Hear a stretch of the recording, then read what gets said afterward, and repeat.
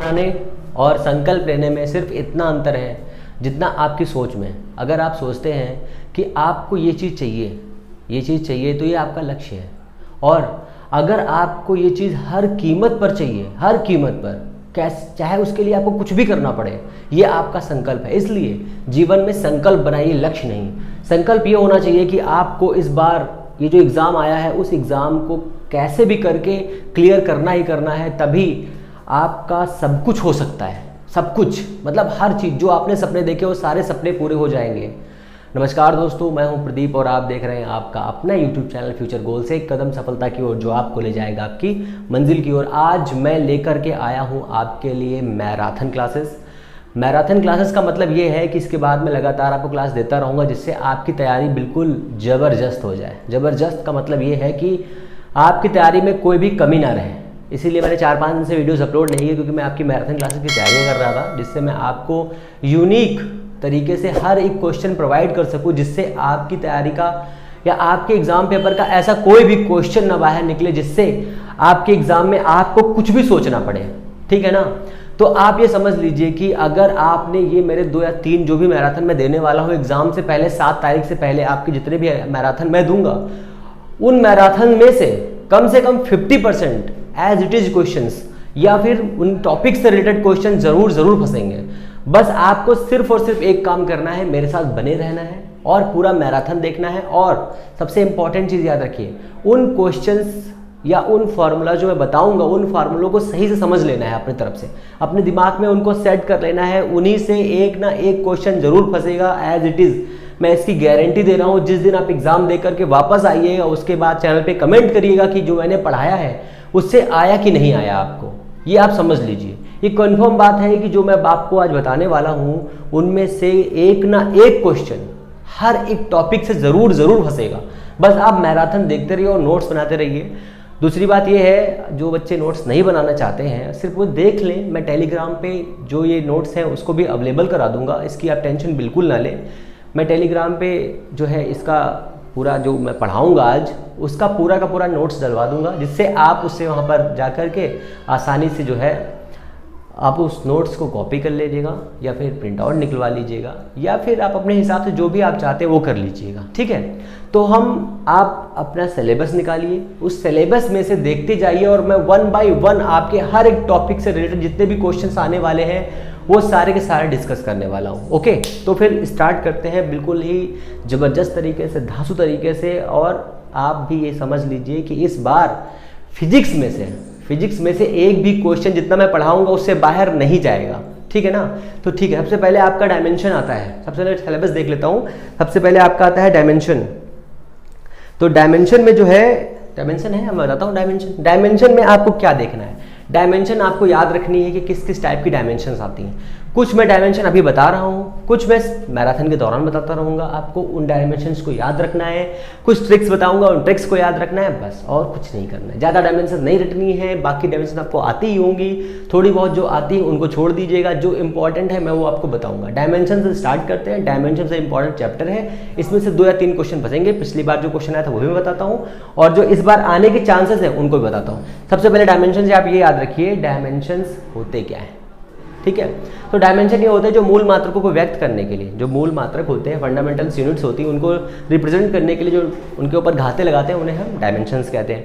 Dimension 7 type की मतलब 7 type की होती है, पर 3 टाइप से रिप्रेजेंट करते हैं। जैसे मान लो m हो गया मास का, l हो गया लेंथ का, m मास का हो गया, l लेंथ का हो गया, और t समय का हो गया, a एम्पियर का हो गया मतलब धारा का हो गया। थीटा में बड़ा कन्फ्यूजन रहता है।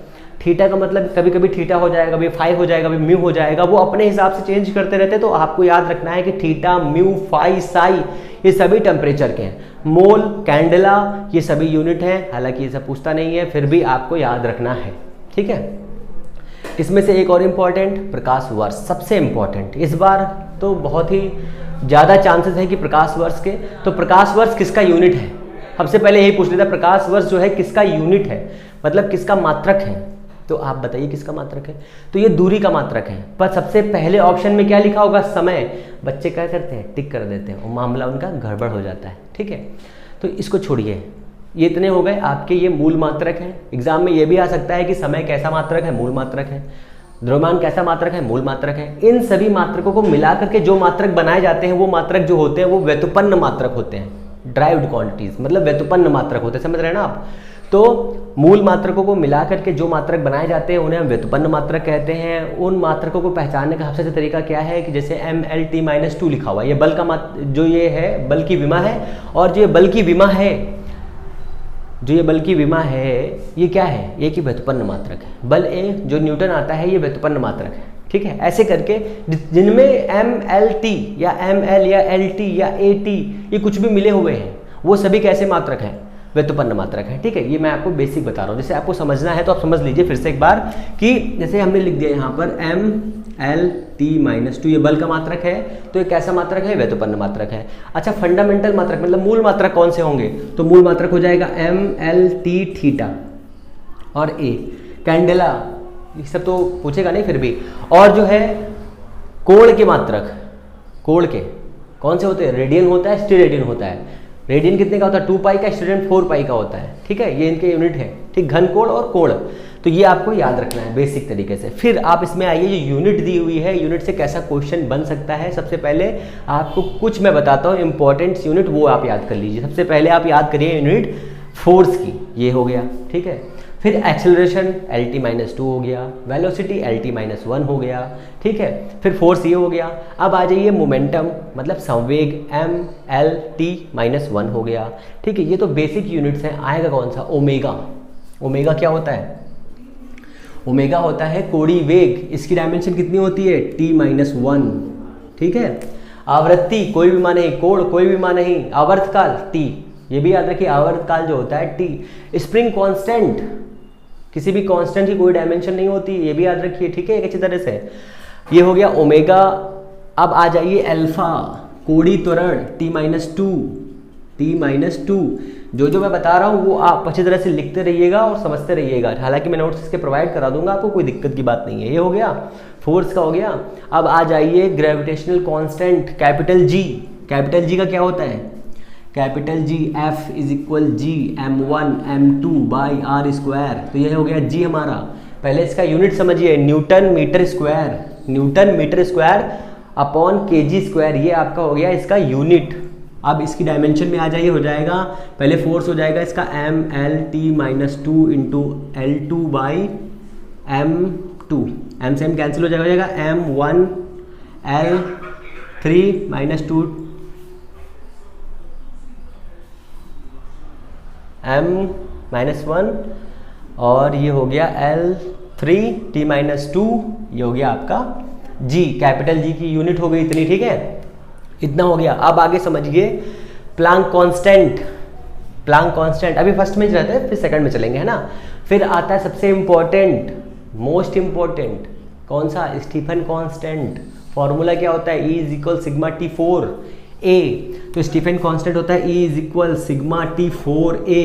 तो इसका पूछेगा तो इसका होता है MLT-2, ये 2 अपॉन में θ4 या केल्विन 4, ये भी याद रखिए, के भी आ सकता है यहाँ पे, ठीक है। और ये हो गया A मतलब क्षेत्रफल। क्षेत्रफल कितना होता है? L2, तो ये हो गया L2। अब ऊपर ये L2 कैंसिल, कितना बचेगा? MT-2 θ-4, ये हो गई इसकी। अब इसी प्रकार आता है बीन कांस्टेंट, बीन का नियम सपेरे वाला, ठीक है। तो बीन का नियम जो है lambda B, lambda m into T is equal होता है बी। तो कितना हो जाएगा? लैम्डा होता है मीटर, टी मतलब टेम्परेचर, टेम्परेचर का क्या लिखेंगे? के, ये हो जाएगा एल के या एल थीटा, ठीक है।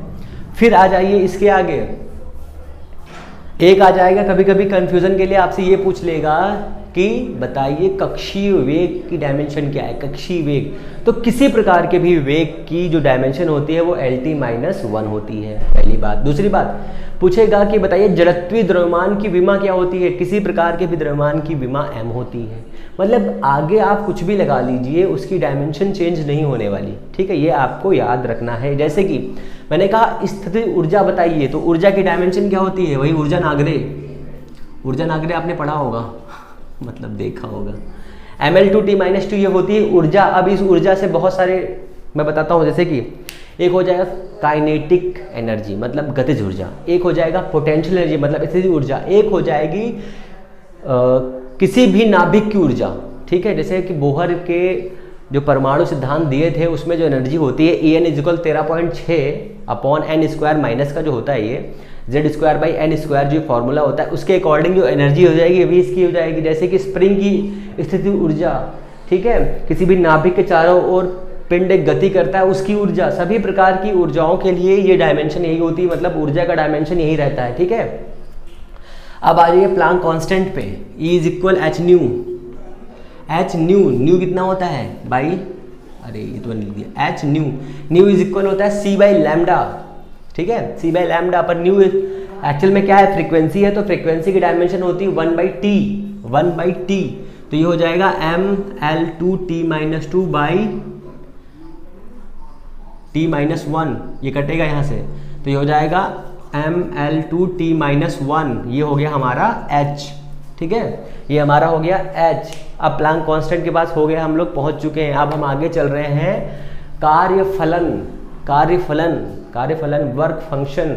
तो वर्क फंक्शन एनर्जी का होता है, इसलिए यही एनर्जी जूल में होती है, जूल का जो मात्रक होता है वो ये होता है, मतलब यूनिट ये होता है, और वर्क फंक्शन भी जूल ही होता है, W इक्वल एच न्यू होता है, ठीक है, तो ये आपको याद रखना है। फिर आ जाइए उसके आगे में क्या आएगा, कुछ और आगे चलते हैं ना, एच न्यू हो गया हमारा, ये इंपॉर्टेंट हो गया। अब इसके आगे जैसे कि कुछ मैं आपको बताता हूँ, मैं लिखूंगा नहीं, कुछ मैं बताता हूँ आपको। जैसे आपको वर्क फंक्शन याद रखना है, ठीक है, दहली आवृत्ति का याद रखना है, दहली तरंगदैर्घ्य का याद रखना है।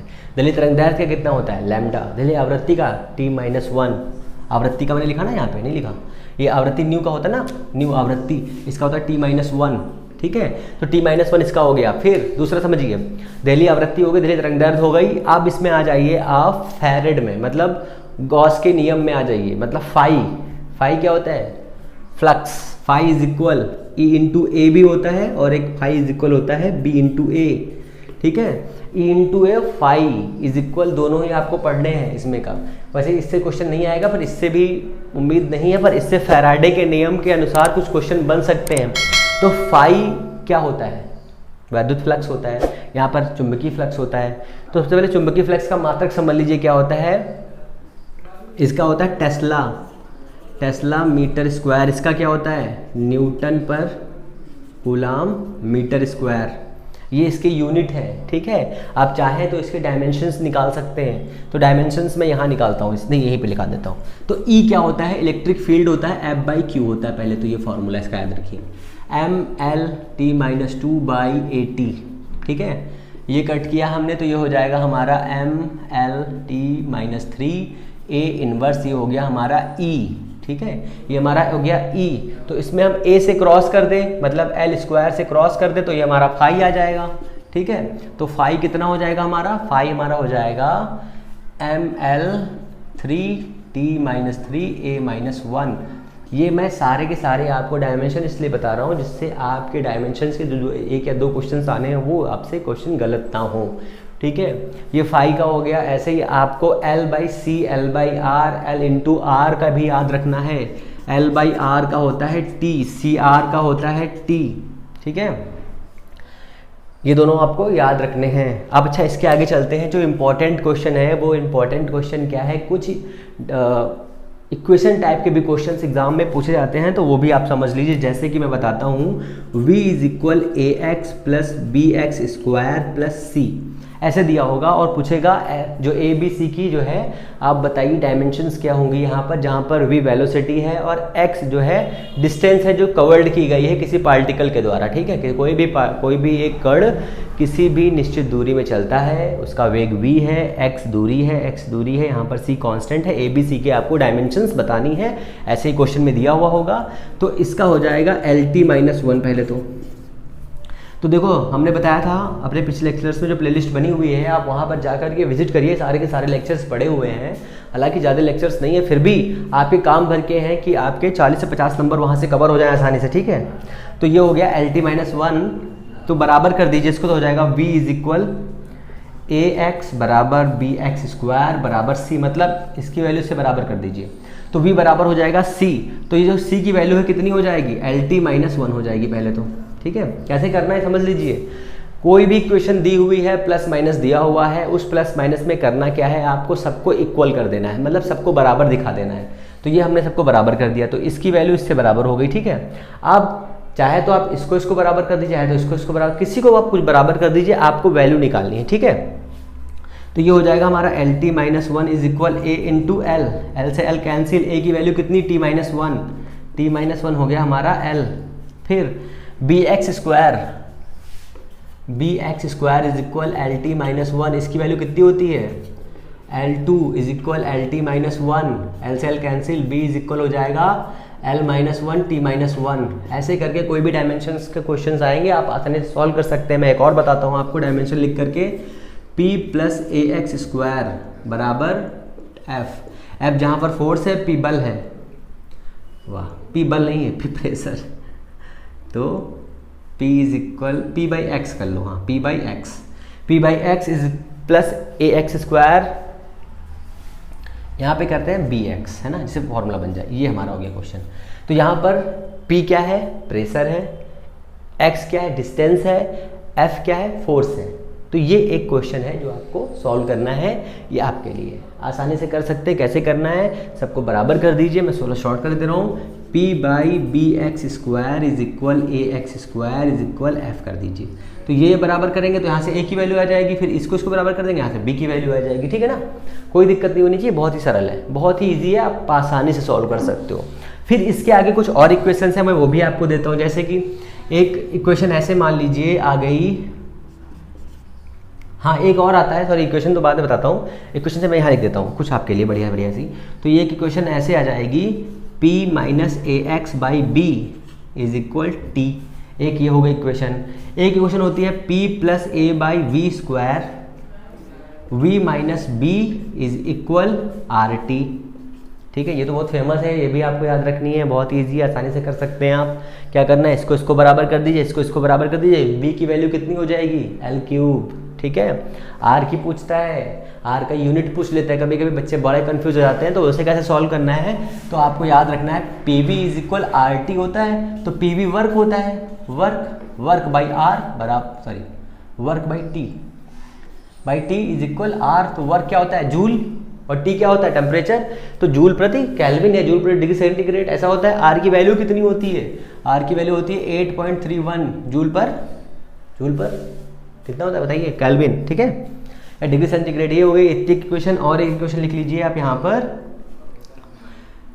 कौन सी बता दूँ, चलिए काइनेटिक एनर्जी बताता हूँ, 1/2 kx स्क्वायर प्लस यहाँ पर k की डायमेंशन निकालनी है आपको, और ये हो गया F इज इक्वल P/X, ठीक है, P/X। ऐसे करके बहुत सारी इक्वेशंस होगी, कुछ नहीं करना है आपको, सारे से क्या करना है, 1/2 kx square is equal to F is equal to P/X कर देना है, ठीक है। बस सारा का सारा मामला यहाँ पर समाप्त हो जाएगा, ठीक है, जिससे कोई दिक्कत नहीं होगी। अब इसके आगे कुछ और इक्वेशन, जैसे कि एक एग्जाम में पूछ लेता है कि 1 न्यूटन इज इक्वल कितना होता है, तो 1 न्यूटन इज इक्वल 10⁵,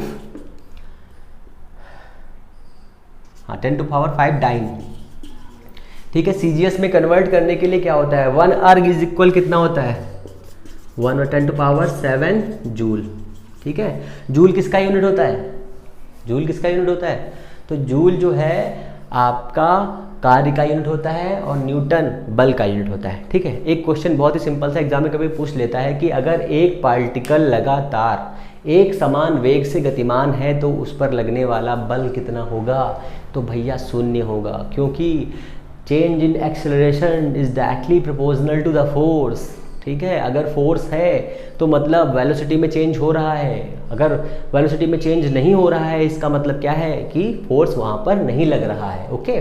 ये हो गया। एक और बहुत ही फेमस है 1 HP, 1H746 वाट, एक ये भी बहुत इंपॉर्टेंट है। और भी कुछ इंपॉर्टेंट हैं, जैसे कि मैं बताता हूँ 1 किलोवाट घंटा 3.6 10⁶, ठीक है। एक ये हो गया। एक और पूछ लेता है, जैसे एक HP मतलब एक अश्वशक्ति, एक अश्वशक्ति कितना होता है, तो डायमेंशंस में से इससे ज़्यादा कोई भी क्वेश्चन एक्स्ट्रा नहीं जाएगा, ठीक है। तो अब हम चलते हैं जस्ट इसके आगे, जो है इसका दूसरा वाला आपके सिलेबस के अकॉर्डिंग जो हम लोग चलेंगे, वो सिलेबस में देख ले रहा हूँ ज़रा क्या है, फिर मैं आपको बताता हूँ इसमें जो कैसे क्या करना है। फिर आगे चलते हैं, जो इसके आगे जो इम्पोर्टेंट आपका यूनिट में दिया हुआ है, जो आपके सिलेबस में दिया हुआ वो है सदिश और अदिश। ठीक है, सदिश और अदिश से कम 2 या 3 क्वेश्चन आने के चांसेस हैं। सबसे इम्पोर्टेंट बात ये है आपके लिए, तो आप ये याद रखो कि आपको क्या क्या याद रखना है। सबसे पहले सदिश और अदिश राशियाँ क्या होती है, ये एक थोड़ा बेसिक और नॉर्मल सा इंट्रोडक्शन आप समझ लीजिए क्या होता है बस। तो बेसिक इंट्रोडक्शन के अकॉर्डिंग जो है सदिश राशियाँ क्या होती हैं। सदिश राशियाँ वे राशियाँ होती हैं जिनको परिमाण भी चाहिए, मतलब दिशा चाहिए, परिमाण और दिशा दोनों चाहिए। अब परिमाण का मतलब क्या होता है कि उसके पास में कोई नंबर भी आगे लगा हो और साथ में डायरेक्शन भी लगी हो। ठीक है, नंबर और डायरेक्शन, जैसे कि फोर्स, जैसे कि मोमेंटम, जैसे कि वेलोसिटी, जैसे कि डिस्प्लेसमेंट, ये सभी कैसी क्वांटिटीज़ हैं, वेक्टर क्वांटिटीज़ हैं। ठीक है, ये आपको याद रखना है। 2 मोस्ट इंपॉर्टेंट क्वांटिटीज़ भी आपको याद रखनी है, मास और टाइम, टेम्परेचर, ये सभी अदिश राशियाँ हैं। प्रेशर अदिश राशि है, बट कई बुक्स में जो है प्रेशर को वेक्टर क्वांटिटी भी कहा गया है और वेक्टर के साथ में टेंसर क्वांटिटी भी कहा गया है।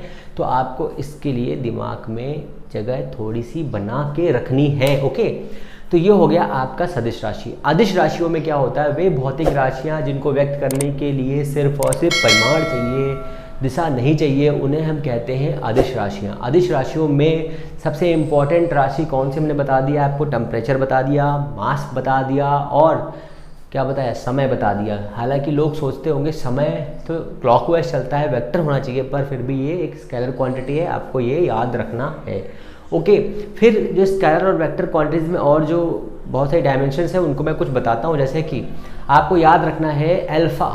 अल्फ़ा मतलब कोणीय त्वरण, कोणीय वेग। ठीक है, त्वरण और वेग जिस किसी भी में लगे हुए होंगे तो आप समझ जाइए कि वो जो है कैसी क्वांटिटी होगी, एक वेक्टर क्वांटिटी होगी। ठीक है, वैसे कोई क्लियरिटी नहीं होती कि इसमें से आ ही जाएगा क्वेश्चन, फिर भी आपको मैं बता दे रहा हूँ कि कुछ ऐसी डायमेंशंस हैं जिनसे क्वेश्चंस फंस सकते हैं, क्वेश्चन नहीं भी आ सकते हैं। ठीक है, तो आप ये याद रखिए जो मैंने आपको बताया, जैसे कि ताप प्रवणता। ताप प्रवणता कैसी होती है ना, ताप प्रवणता एक अदिश राशि है। हालांकि देखिए टेम्परेचर गिरता है, ऊपर से नीचे की ओर फॉल होता है। ठीक है, बट ये जो रूल है दोनों तरफ से अगर लागू किया जाए तो वो जो है सही से रूल लागू इनके ऊपर नहीं हो। कौन सा रूल, एडिक्टिव रूल लागू नहीं होता। ऐसे ही एक सबसे इम्पॉर्टेंट आपको याद रखना है, आप ताप प्रवणता एक बार चेक कर लीजिएगा। हालांकि मुझे पता है 100% कि यही होता है, फिर भी एक बार चेक कर लीजिए, थोड़ा मुझे कन्फ्यूजन हो गया आपको बताने के चक्कर में। ठीक है, और अदिश राशि सबसे इम्पॉर्टेंट जो है धारा। धारा आपको जरूर याद रखनी है। धारा एक अदिश राशि है, ये आपको याद रखनी है। जैसे ही पोटेंशियल भी कैसी इस राशि है, एक अदिश राशि है। ऊर्जा अदिश राशि है। ठीक है, इलेक्ट्रिक फील्ड कैसी राशि है, इलेक्ट्रिक फील्ड एक वेक्टर क्वांटिटी है। ठीक है, फोर्स मैंने बता ही दिया आपको, वेग मैंने बता ही दिया, कक्षीय वेग हो गया। ठीक है, पोटेंशियल एनर्जी हो गई। ऐसे ही लैम्डा तरंगदैर्ध्य कैसी राशि है, तो आपको समझ में आ गया होगा। तरंगदैर्ध्य का मात्रक मीटर होता है, तो मीटर किसी भी दिशा में आप नाप सकते हैं, इसलिए ये एक स्केलर क्वांटिटी है। सबसे इंपॉर्टेंट जो है वो आप समझिए, समान वेक्टर्स क्या होते हैं, जीरो वेक्टर क्या होता है, एकांक वेक्टर क्या होता है। समान वेक्टर ऐसे वेक्टर होते हैं जिनका परिमाण और दिशा समान हो। असमान जिसकी दिशा समान भी हो सकती है, असमान भी, तो परिमाण चेंज हो सकता है, ये असमान हो गया। एकांक वेक्टर बहुत इंपॉर्टेंट है। एकांक वेक्टर क्या होता है, जैसे कि हमने एक वेक्टर लिया 3i। ठीक है, 3i हमने एक वेक्टर लिया और 3 उसका परिमाण है, i उसकी डायरेक्शन है, x डायरेक्शन में जा रहा है। ठीक है, तो जो हमने 3i लिया है, ये 3i का जो एकांक वेक्टर होगा वो क्या होगा। तो एकांक का मतलब क्या होता है, पूरे वेक्टर से मान लीजिए 5 वेक्टर्स दिए हुए हैं। एकांक का मतलब क्या, 1/5 1/5 1/5 1/5 1/5, मतलब एक 5 मीटर लेंथ की छड़ को एक एक एक एक के भाग में तोड़ना ही एकांक कहलाता है। समझ में आ गया, तो बहुत सिंपल डेफिनेशन है। तो हमारे पास जैसे कोई भी एक वेक्टर है, उस वेक्टर को उसके परिमाण से मतलब मैग्नीट्यूड से भाग देने पर मैग्नीट्यूड कैसे निकालते हैं ये मैं बताता हूँ पहले आपको। ठीक है, तो हमारे पास एक वेक्टर है a, i + j + k। ठीक है, ये हमारा एक वेक्टर है। अब इसका हमें निकालना है यूनिट वेक्टर। ठीक है, तो पहले a मॉड निकालिए। तो a मॉड कितना हो जाएगा, यहाँ पर 1 है, यहाँ पर 1 है, यहाँ पर 1 है, तो 1 का स्क्वायर 1 का स्क्वायर 1 का स्क्वायर हो जाएगा √3। ठीक है, अब इसका जो है हमें निकालना है एकांक सदिश। तो एकांक सदिश बहुत ही इंपॉर्टेंट है, आपको ये याद रखना है। ठीक है, तो ये हमारा हो जाएगा i + j + k/√3। ठीक है, अब आपको ये भी याद रखना है कि i.i कितना होता है, j.j कितना होता है, k.k कितना होता है। ठीक है, तो इसके लिए मैं पहले आपको दो फॉर्मूले बताता हूँ, उन फॉर्मूलों को आप याद रखिए। A cross B is equal होता है A cross B mod sine theta. ठीक है, एक ही हो गया। यहाँ पर एन रहता है, हालांकि एन की ज़रूरत नहीं है, फिर भी आप चाहो तो यहाँ पर साइन एन, एन मतलब डायरेक्शन, अभिलंबवत होता है वो। ठीक है, और A dot B is equal to A mod B mod cos theta. इसका फिगर समझ लीजिए, ये एक वेक्टर है ए, ये एक वेक्टर है बी, तो ये एक वेक्टर हो गया ए, ये एक वेक्टर हो गया बी, दोनों के बीच का एंगल है थीटा। ठीक है, तो ए के दो कंपोनेंट होंगे, एक इस डायरेक्शन में होगा और एक इस डायरेक्शन में होगा। जो ऊपर की ओर होगा वो होगा ए साइन थीटा होगा, जो इधर की ओर होगा वो ए कॉस थीटा होगा। ठीक है, ए कॉस थीटा होगा। तो जो पॉइंट हमने लगाया है, जो डॉट हमने लगाया है, वो एक ही डायरेक्शन में दोनों वेक्टर्स काम कर रहे हैं, ऐसे करके एक ही डायरेक्शन में, वो इनके लिए ये है और परपेंडिकुलर के लिए ऊपर है। ये आपका बेसिक सा नॉलेज है, आप याद रखिए। ठीक है, क्योंकि इससे भी क्वेश्चन बनेंगे तो आपको समझ में आएगा। तो ये हो गया हमारा। अब देखो डॉट वाले में क्या होगा, तो डॉट वाला तो इक्वल बनाएगा I dot I is equal 1, वैसे ही जे डॉट जे भी यही हो जाएगा, के डॉट के यही हो जाएगा। बट आई डॉट जे कितना हो जाएगा 0, इसलिए जे डॉट के कितना हो जाएगा 0, के डॉट आई कितना हो जाएगा 0। ठीक है, ये आपको याद रखना है। फिर आइए इसके आगे, अब यहाँ पर खेला हो रहा है, यहाँ पर क्या है परपेंडिकुलर, देखिए इसीलिए मैंने बनाया चित्र, ये परपेंडिकुलर है 90 एंगल पे। तो यहाँ पर हो जाएगा आई क्रॉस आई 0, जे क्रॉस जे 0, के क्रॉस के 0। ठीक है, अब यहाँ पर क्या होगा, वैसे समझिए फिर आप एक बार, मैं यहाँ बनाता हूँ चित्र आपके लिए बढ़िया सा। ये हो गया आई, ये हो गया जे, ये हो गया के। आई और जे का क्रॉस करने पर हमें के मिलेगा, आई जे का क्रॉस करने पे हमें के मिलेगा, के क्रॉस आई करने पे हमें जे मिलेगा, और हाँ जे और के को क्रॉस करने पे हमें आई मिलेगा। ये आपको याद रखना है। देखिए मैं यहाँ लिखता हूँ, तो आई क्रॉस जे इज इक्वल के। क्रम याद रखिएगा, अगर जे क्रॉस आई किया आपने तो माइनस के हो जाएगा भैया। हाँ ये समझ लो पहले, नहीं तो कहोगे गुरुवर तुमने गुरु गलत बता दियो हमको। जे क्रॉस के इज इक्वल आई, के क्रॉस आई इज इक्वल जे। अगर आप इसका क्रम चेंज करेंगे तो ये क्या हो जाएगा, जे क्रॉस आई करेंगे तो ये माइनस के हो जाएगा, मतलब ये वाला इधर चला जाएगा ऊपर की ओर। ठीक है, ये राइट हैंड थंब रूल के अकॉर्डिंग काम करता है, इसलिए ऐसा इसमें होता है। ओके, ये इतना हो गया। अब इससे क्वेश्चन बनते हैं बहुत सारे, बहुत भिन्न भिन्न प्रकार के क्वेश्चन बनते हैं। ठीक है, जैसे कि आपको कुछ फॉर्मूले भी याद रखने पड़ेंगे, जैसे वर्क कैसी क्वांटिटी है, स्केलर क्वांटिटी है, इसलिए स्केलर क्वांटिटी की वजह से उसके कुछ अलग डेफिनेशन फार्मूलाज बनते हैं, वो आपको अलग से याद करने पड़ेंगे, है ना। तो ये याद रखिए, मैं इसको थोड़ा साफ कर देता हूँ। इतना हो गया। तो अब यहाँ से पहला मैं एक दोनों के बेसिक एग्जाम्पल बताता हूँ, फिर आगे चलता हूँ, है ना। तो ये हो गया हमारा ए आई प्लस जे प्लस 2k। चलो कर लेते हैं, नहीं तो कहोगे गुरुजी यही तुम कर रहे हो। हाँ बिल्कुल, हलवा हलवा क्वेश्चन कराए दे रहे हो। जे प्लस 3k। अब जो मैंने क्वेश्चन लिखा है 2001 में आया था ये क्वेश्चन। ठीक है, बहुत ही सिंपल है मुझे पता है, पर ये इतना ही दिया है। इसके आगे तो सुनिए क्या था, इसके आगे था कि यहाँ पर लगा था c। ठीक है, ci2j प्लस 3k। ठीक है, यहाँ पर कहीं पर एक में c लगा हुआ था। अब पूछा भैया c का मान बता दीजिए। अगर a और b दोनों लंबवत हो, लंबवत होने की कंडीशन क्या है, 90 एंगल बनाना चाहिए। अगर हम ये वाला अपना फॉर्मूला यूज़ करेंगे तो यहाँ पर 90 रखेंगे तो 90 में इसकी वैल्यू कितनी हो जाएगी, 0 हो जाएगी। तो आपको ये याद रखना है, डॉट प्रोडक्ट में लंबवत होने पर जो वैल्यू आती है वो कितनी होती है, 0। तो यहाँ पर हमारा ये, इनको सीधे गुणा कर दीजिए, बस इसको ऐसे, इसको ऐसे, इसको ऐसे गुणा कर दीजिए। तो ये हो जाएगा हमारा 0, a डॉट b बराबर 0 बराबर ये कितना हो जाएगा c, क्योंकि i डॉट i तो 1 हो जाएगा, ये हो जाएगा प्लस का 2, ये हो जाएगा प्लस का 6, 6 2 8 हो जाएगा। तो c की वैल्यू कितनी आ जाएगी, माइनस की 8। ये हमारा एक आंसर हो गया, पहली बात तो ये। दूसरा क्वेश्चन कैसे आएगा कि a क्रॉस b बताइए, इन्हीं का a क्रॉस b निकाल दीजिए। अगर ये c यहाँ पर ना हो तो इसका a क्रॉस b निकाल दीजिए। तो तरीका ये है, i लिखिए, j लिखिए, k लिख दीजिए, फिर 1 1 2 लिख दीजिए, 1 1 2 लिख दीजिए, फिर 1 यहाँ पर, 2 यहाँ पर, 3 यहाँ पर, तो 1 2 3 हो गया। अब यहाँ पर लाइन ऐसे खींच लीजिए। ठीक है, ये आपकी सुविधा के लिए बहुत ही सिंपल तरीके से समझिए। फिर इस i को यहाँ पर लिख लीजिए, फिर इस i के साथ में ये लाइन काट लीजिए, इसको तब बंद कर दीजिए। 1 ये हो जाएगा 3 और इसका हो जाएगा 4, तो 3 माइनस 4, फिर माइनस लिखिए यहाँ पर, देखिए प्लस माइनस प्लस होता है ये, तो माइनस का j हो जाएगा। ये लाइन काटेंगे तो हो जाएगा 1 3, तो हो जाएगा 3 माइनस का 2 प्लस का k हो जाएगा, फिर ये k वाला काटेंगे तो हो जाएगा 1, 2 इंटू 1, ये वाला इससे, ये वाला इससे, तो हो जाएगा कितना माइनस का 1। अब इसको सॉल्व कर लीजिए, कितना हो जाएगा माइनस का i, और ये हो जाएगा माइनस माइनस प्लस का j, और ये हो जाएगा कितना 2 माइनस 1 हो जाएगा प्लस का 1 प्लस का k। ये हो गया हमारा a क्रॉस b। अगर इस a क्रॉस b का मॉड निकालना हो तो क्या करेंगे, तो कुछ नहीं करना है, -1 का स्क्वायर प्लस 1 का स्क्वायर प्लस 1 का स्क्वायर, कितना हो जाएगा √3 हो जाएगा। ये हो जाएगा हमारा इतना। अगर अब यही पूछता है कि हमें थीटा का मान बता दीजिए भैया कितना हो जाएगा, तो a क्रॉस b की वैल्यू इतनी रखेंगे, ये वाली वैल्यू a क्रॉस b की हो जाएगी, a क्रॉस b का मॉड इतना हो जाएगा, इसको रख के इसके नीचे से भाग कर देंगे, आंसर आ जाएगा। ठीक है, तो ये हमारा हो गया वेक्टर का। अब इसमें ये तो बेसिक क्वेश्चन है, ये तो आएंगे ही आएंगे, इसकी बात छोड़ दीजिए, इसके आगे चलते हैं। इसके आगे कौन से क्वेश्चन आते हैं। Question number 1, a cross b dot a बराबर 0। ठीक है, ये का खेल है मास्टर साहब, यही खेल है भैया, इसे ही क्वेश्चन आते हैं। जब आएंगे तब मत पूछना, देखना चाहे तो। a dot a cross b, मैं सारे कॉन्सेप्ट आपको खत्म कर दे रहा हूँ जिससे आपको कोई दिक्कत ही ना हो, 0। अब एक क्वेश्चन ऐसा होगा p plus q plus r, r बराबर दिया होगा 0, दिया होगा p बराबर q बराबर r, तो p और q के बीच का एंगल 120, q और r के बीच का एंगल 120, r और p के बीच का एंगल 120, बहुत ही सिंपल। ठीक है, अब ऐसे कुछ दिया होगा a क्रॉस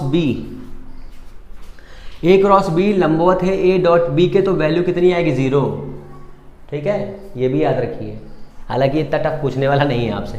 अब 2 वेक्टर्स दिए हुए होंगे, एक क्वेश्चन बहुत अच्छा सा एग्जाम्पल है, किस सन का है, 2003 का है, 3 या 4 में आया था कि r1 is equal a plus B, r2 is equal a minus B. ये ऐसे नहीं था, ये क्वेश्चन ऐसे था कि 2 परिणामी वेक्टर्स का अधिकतम मान a प्लस बी था, और अगर b को उत्क्रमित कर दिया जाए, मतलब बदल दिया जाए, मतलब उसकी डायरेक्शन को चेंज कर दिया जाए, तो उसकी वैल्यू r2 हो जाती है। तो r1 r2 और a और b के बीच रिलेशन बताइए, तो क्या करना है, कुछ नहीं करना है, इनका वर्क कर दीजिए। वर्क करेंगे क्या हो जाएगा, तो ये हो जाएगा r1 square is equal a1 square plus ab square plus 2ab। ये कितना हो जाएगा, r2 स्क्वायर इज इक्वल हो जाएगा a square plus b square minus 2ab। अब ये कट जाएगा जोड़ने पे ना, तो ये हो जाएगा हमारा r1 square plus r2 square is equal to a1 क्यों लिख रहा हूँ, a square plus b square. ये एक क्वेश्चन बेसिक सा आया था, ये वाले क्वेश्चंस भी एग्जाम में आए हैं। एक क्वेश्चन और एग्जाम में आया है बहुत अच्छा सा, वो क्वेश्चन क्या है, वो क्वेश्चन ये है कि a डॉट b बराबर a b कॉस थीटा। ठीक है, ये है, तो a प्लस b बराबर c दिया है, a प्लस बी बराबर c दिया हुआ है। अगर a प्लस बी बराबर c दिया हुआ है और a बराबर b है, a बराबर b है, तो c और b के बीच का कोण बताइए, c और b के बीच का कोण बताइए। पहले तो इसको समझ लीजिए, इसको कैसे सॉल्व करना है। यहाँ पे दिया होगा a बराबर 4, b बराबर 3, c बराबर 8, ऐसे मान एक ले लो, अच्छा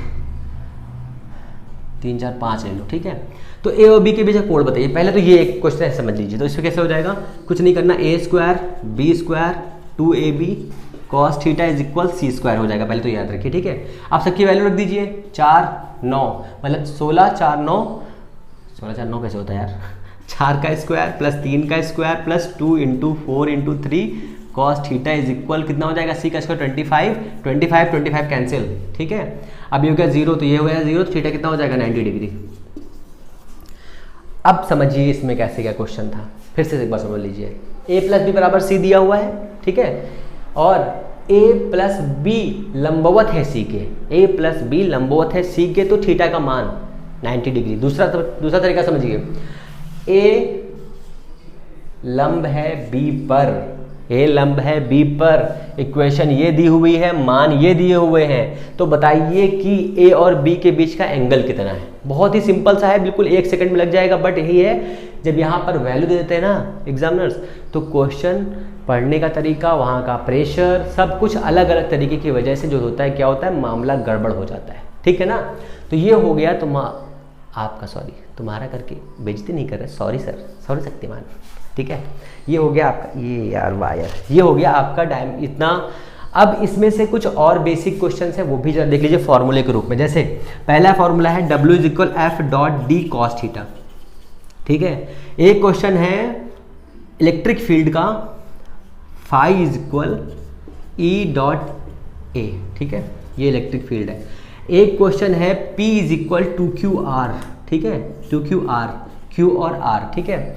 और यहाँ पर एक और दिया हुआ होगा फोर्स के डायरेक्शन में, force F is equal F X I plus F Y J plus F Z K, ठीक है। और D दिया होगा X I plus Y J plus Z K. अब आपसे पूछेगा यहाँ से बताइए कि वर्क कितना हुआ, ठीक है। एक और देख लीजिए, मैं कहाँ लिखूँ, अब जगह तो बची नहीं हमको लग रहा है, एक यहाँ लिख देता हूँ फॉर्मूला आपके लिए।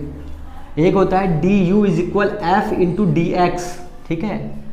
यहाँ पर भी f और dx की वैल्यू आपको अलग से देगा और उसके आगे बताएगा कि कैसे क्या इसमें होगा। ये आपका जो है वेक्टर में से 2 क्वेश्चन आएगा, ये खत्म हो गया। इसके आगे फिर हम देखते हैं दूसरा टॉपिक। आगे आपको क्या है, गति एवं बल, ये दिया हुआ है, सापेक्षिक गति दी है, न्यूटन का सिद्धांत दिया है, गति का सिद्धांत दिया हुआ है। तो पहले सापेक्षिक गति से स्टार्ट करते हैं, न्यूटन का नियम बताते हैं, गति का सिद्धांत बताते हैं, विस्थापन चाल, वेग और कोणीय त्वरण, कोणीय वेग बताते हैं, ठीक है। चलिए, ये आपका सिलेबस है पूरा का पूरा, एज इट इज सिलेबस से एक भी पॉइंट आपका चेंज नहीं होगा, वही है। सबसे पहले दिया है सापेक्षिक वेग। सापेक्षिक वेग क्या होता है, तो किसी एक, जैसे कि मैं एग्जाम्पल छोटा सा बताता हूँ आपको। एक कार जा रही है और आप बाइक से जा रहे हैं, या एक बाइक जा रही है आप कार से जा रहे हैं, सपोज कर लीजिए।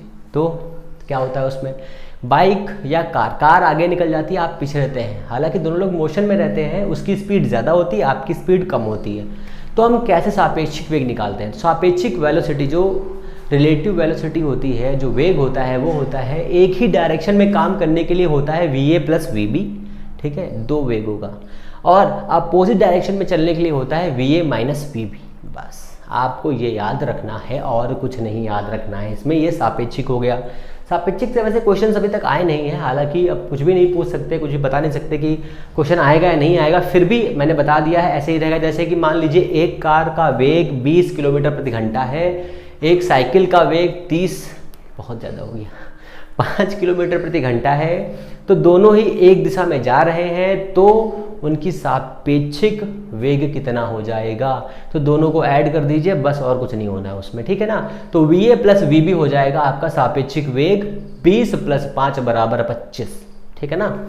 ये हो गया आपका सापेक्षिक वेग की कहानी खत्म। दूसरा एग्जाम्पल समझ लीजिए, एक कार है जो पूर्व दिशा में 30 किलोमीटर प्रति घंटे की रफ्तार से जा रही है, दूसरी कार अपोजिट डायरेक्शन में, पूर्व पश्चिम, उत्तर दक्षिण, पूरब और पश्चिम दिशा में जा रही है 50 किलोमीटर प्रति घंटे की वेग से। दोनों का सापेक्षिक वेग बताइए, दोनों के सापेक्षिक वेग जो कितने हो जाएंगे, वो वेग हो जाएंगे -20 किलोमीटर प्रति घंटा, ठीक है ना। कुछ नहीं होगा, बहुत ही सिंपल है, आसानी से आप सॉल्व कर सकते हो।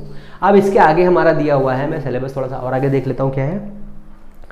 न्यूटन का सापेक्षिक गति का सिद्धांत, पहले विस्थापन चाल एवं वेग देख लेते हैं। पहले विस्थापन क्या होता है, चाल क्या होती है, वेग क्या होता है।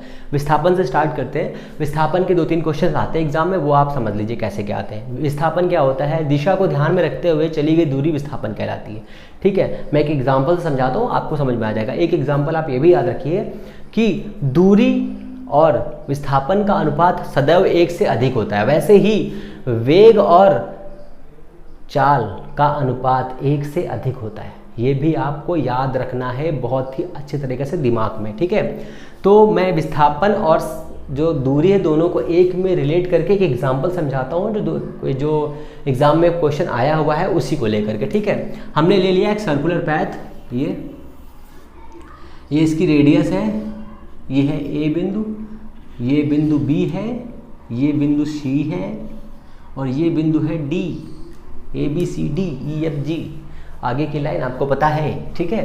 तो इसकी रेडियस, ये इसका सेंटर है O, इसकी रेडियस है R, ठीक है, इसकी रेडियस है R। तो आपसे क्वेश्चन पूछा जाएगा कि A और C के बीच में विस्थापन कितना, 2R, ठीक है। जो शॉर्टेस्ट डिस्टेंस होती है, सबसे छोटी डिस्टेंस होती है, वही उसका विस्थापन होता है, ठीक है। अब इसकी दूरी पूछी जाएगी, तो दूरी कितनी हो जाएगी, यहाँ से चल के यहाँ तक आएगा, तो मतलब 2πr इसकी परिधि टोटल होती है, तो πr इसकी हो जाएगी हाफ वाली परिधि, ठीक है। पहला क्वेश्चन ये हो गया। दूसरा क्वेश्चन ये पूछा जाएगा कि A से B तक जाने में तय की गई कुल दूरी कितनी हो जाएगी, तो दूरी कितनी हो जाएगी, आर इसकी ये है तो यहाँ से यहाँ तक जाएगा, मतलब 1/4 कवर किया, तो 2 पाई आर डिवाइडेड बाई 4, चौथा भाग है ना 4, ये इसकी हो जाएगी दूरी। बट इसकी जो डिस्प्लेसमेंट है वो कितनी हो जाएगी, इसको अगर आप मिला दीजिए ऐसे करके, अगर आप ये मिला देंगे तो कितना हो जाएगा इसका डिस्प्लेसमेंट, ये आर और ये आर, तो ये हो जाएगा r√2, r√2 इसकी हो जाएगी डिस्प्लेसमेंट। ठीक है, ये आपको याद रखना है। दूसरा क्वेश्चन समझ लीजिए, अगर a से d तक के लिए जाएगा तो कितना हो जाएगा, तो उतना ही हो जाएगा, r√2 हो जाएगा। अगर पूरा यहाँ से घूम के दूरी इसकी बढ़ जाएगी, दूरी कितनी हो जाएगी, पाई आर इतना हो जाएगा प्लस पाई आर बाई 4 हो जाएगा, मतलब 3 भाग हो जाएंगे ना, 3/4 पाई आर हो जाएगा, मतलब कैसे 3/4 2 पाई आर। ठीक है, मैं लिखे देता हूँ आपको समझ में से आ जाए। जैसे कि मान लीजिए पूरा कवर कितना हो गया, ए से बी के लिए कितना हो जाएगा, इसकी दूरी कितनी हो जाएगी, दूरी को मैं डी से लिख रहा हूँ, तो दूरी हो जाएगी 2 पाई आर बाई 4। ठीक है, यहाँ से यहाँ के लिए कितनी दूरी हो जाएगी, डी बराबर हो जाएगी पाई आर। यहाँ से यहाँ तक के लिए दूरी कितनी हो जाएगी, डी बराबर हो जाएगा 3/4 2 पाई आर। ठीक है, और अगर वो घूम करके ए पर ही पहुँच जाता है तो दूरी कितनी 2 पाई आर, और अगर वो घूम करके खुद की जगह पर डिस्प्लेसमेंट कितना 0 बाबा। ठीक है, इतना हो गया, इससे यही क्वेश्चन आएगा। एक मैंने बता दिया है, आपके लिए लिखे दे रहा हूँ, distance divided by displacement, displacement always greater than and equal is 1। कितनी अंग्रेजी आ गई मुझे तो, है ना। तो ये इतना हो गया, इसके आगे वेग भी हो जाएगा, यहाँ पर डिस्टेंस दी हुई है, यहाँ पर आप यहाँ पर चाल और वेग कर सकते हैं, दोनों को टी से डिवाइड करने के बाद उसकी भी वैल्यू वही रहेगी। अब ये हो गया आपका डिस्टेंस कैसी राशि है, अदिश राशि है, डिस्प्लेसमेंट कैसी राशि है, सदिश राशि है। आपको ये याद रखना है, दोनों की यूनिट क्या है, एल, दोनों की यूनिट है एल। अब आइए चाल में क्या होता है। चाल होती है किसी भी ऑब्जेक्ट के द्वारा जो दूरी कवर होती है उसके और उसमें लगे समय के अनुपात को चाल कहते हैं। विस्थापन में क्या होता है, same to same formula, displacement divide by time exactly equal to the displacement. ये आपका डिस्प्लेसमेंट हो गया। ठीक है, अब जो है वेलोसिटी की डायमेंशन कितनी होती है, LT-1। ठीक है, और ये कैसी राशि होती है, ये राशि होती है आपकी वेक्टर, कौन सी, मतलब सदिश राशि होती है वेग, और जो आपकी चाल है वो अदिश राशि होती है। ठीक है, अब गति के नियम भी इसमें दिए हैं, त्वरण भी समझ लीजिए। वेग परिवर्तन की दर त्वरण कहलाती है। त्वरण शून्य कब होता है, जब वेग परिवर्तन ही ना हो, मतलब एक कार 40 किलोमीटर प्रति घंटे की रफ्तार से आगे चल रही है तो उसका त्वरण कितना होगा, 0। ठीक है ना, ये आपको याद रखना है। अब आपकी गति के समीकरण आ जाइए, गति के समीकरण बताता हूँ। v = u + at। ठीक है, v = u + gt यहाँ पर लगाएंगे माइनस, क्योंकि g लगा है अगर नीचे की ओर काम कर रहा है। ठीक है, मैं दोनों एक साथ लिख रहा हूँ जिससे आपको समझने में आसानी हो। तो ये हो जाएगा s = ut + ½ at²। ये हो जाएगा h = ut - ½ gt²। एक हो जाएगा v² = u² + 2as। एक हो जाएगा v² = u² - 2gh। 3 इक्वेशन हो गए। nth समय में, मतलब nवे समय या nवे सेकेंड में चली गई दूरी कितनी होती है, Sn = u + 1/2a 2n-1। ठीक है, यहाँ पे कितनी हो जाएगी, Sn = u - 1/2, यहाँ माइनस हो जाएगा 1/2a, मैं लिख देता हूँ, चलो। Sn = 1/2 u, मैंने क्या लिख दिया, ओ मिस्टेक, सॉरी शक्तिमान, यहाँ तो गलती हो गई। u - 1/2 g 2n-1। ये हो गए आपके गति के समीकरण। इनसे एक क्वेश्चन जरूर बनेगा। अब कैसा क्वेश्चन बनेगा, क्वेश्चन ये होगा कि एक यहाँ पर एक और रह गया, अभी एक मैं और बताता हूँ। अवमंदन के लिए जो मतलब त्वरण होता है, त्वरण मतलब क्या होता है, फिर समझ लीजिए एक बार। त्वरण का मतलब होता है किसी भी कार का, किसी भी पार्टिकल में जो वेलोसिटी में चेंज होता है, मतलब वेग में जो परिवर्तन होता है, उसे हम क्या कहते हैं, त्वरण कहते हैं। ठीक है, त्वरण जरूरी है कि त्वरण पॉजिटिव हो, कभी कभी त्वरण निगेटिव हो। जैसे कि हम लोग कार से कहीं घूमने जा रहे हैं, या आप कहीं कार से घूमने जा रहे हैं और आपने अचानक किसी आगे इंसान को देखा और आपने अचानक ब्रेक मार दी, तो आपकी फाइनल वेलोसिटी 0 हो जाती है। जब आपकी फाइनल वेलोसिटी 0 हो जाएगी तो आपका एक्सेलरेशन हमेशा निगेटिव में आएगा। इसके लिए देख लीजिए, तो फाइनल वेलोसिटी 0 होने पर ये जो एक्सेलरेशन आएगा वो निगेटिव हो जाएगा, वो हो जाएगा -u²/2s। इस वाले फॉर्मूले से कई क्वेश्चन एग्जाम में बने हैं, पिछले एग्जाम में भी क्वेश्चंस आए हैं इससे, ठीक है। कैसा क्वेश्चन होगा, एक कार 50 किलोमीटर प्रति घंटे की रफ्तार से चल रही है, ठीक है। प्रारंभिक वेग उसका 30 किलोमीटर प्रति घंटा था और अचानक एक बच्चे को सामने देखकर उसने ब्रेक मार दी। ब्रेक मारने के पश्चात उसका वो कितनी दूर तक जाएगा, ये पहला क्वेश्चन। उसका एक्सेलरेशन कितना होगा, ये दूसरा क्वेश्चन। अवमंदन कितना होगा, तीसरा क्वेश्चन। दोनों का अनुपात कितना होगा, चौथा क्वेश्चन। इस टाइप से बहुत सारे क्वेश्चंस पूछे जाते हैं जो एग्जाम में आते हैं, आपको उसके लिए रेडी रहना है। अब ये आपका अवमंदन हो गया, इससे क्वेश्चन में आ जाइए। एक m द्रव्यमान का, एक m2 द्रव्यमान का, एक जो है m1 और एक m2 द्रव्यमान के दो पिंड एक साथ छत पर से नीचे गिराए जाते हैं। दोनों को पृथ्वी पर पहुंचने में लगे समय का अनुपात बताइए। कुछ नहीं, 1/1, दोनों समान समय पर पहुंचेंगे, ठीक है। हालांकि इसमें ये एक क्वेश्चन में थोड़ा सा टिपिकल ये कर देते हैं कि मास कम है किसी का मास ज़्यादा है, तो बच्चे कन्फ्यूज होते हैं कि हाँ पहले भारी मास वाला पहुंचेगा, ऐसा कुछ नहीं, दोनों एक साथ ही पहुंचेंगे, ये आपको याद रखना है।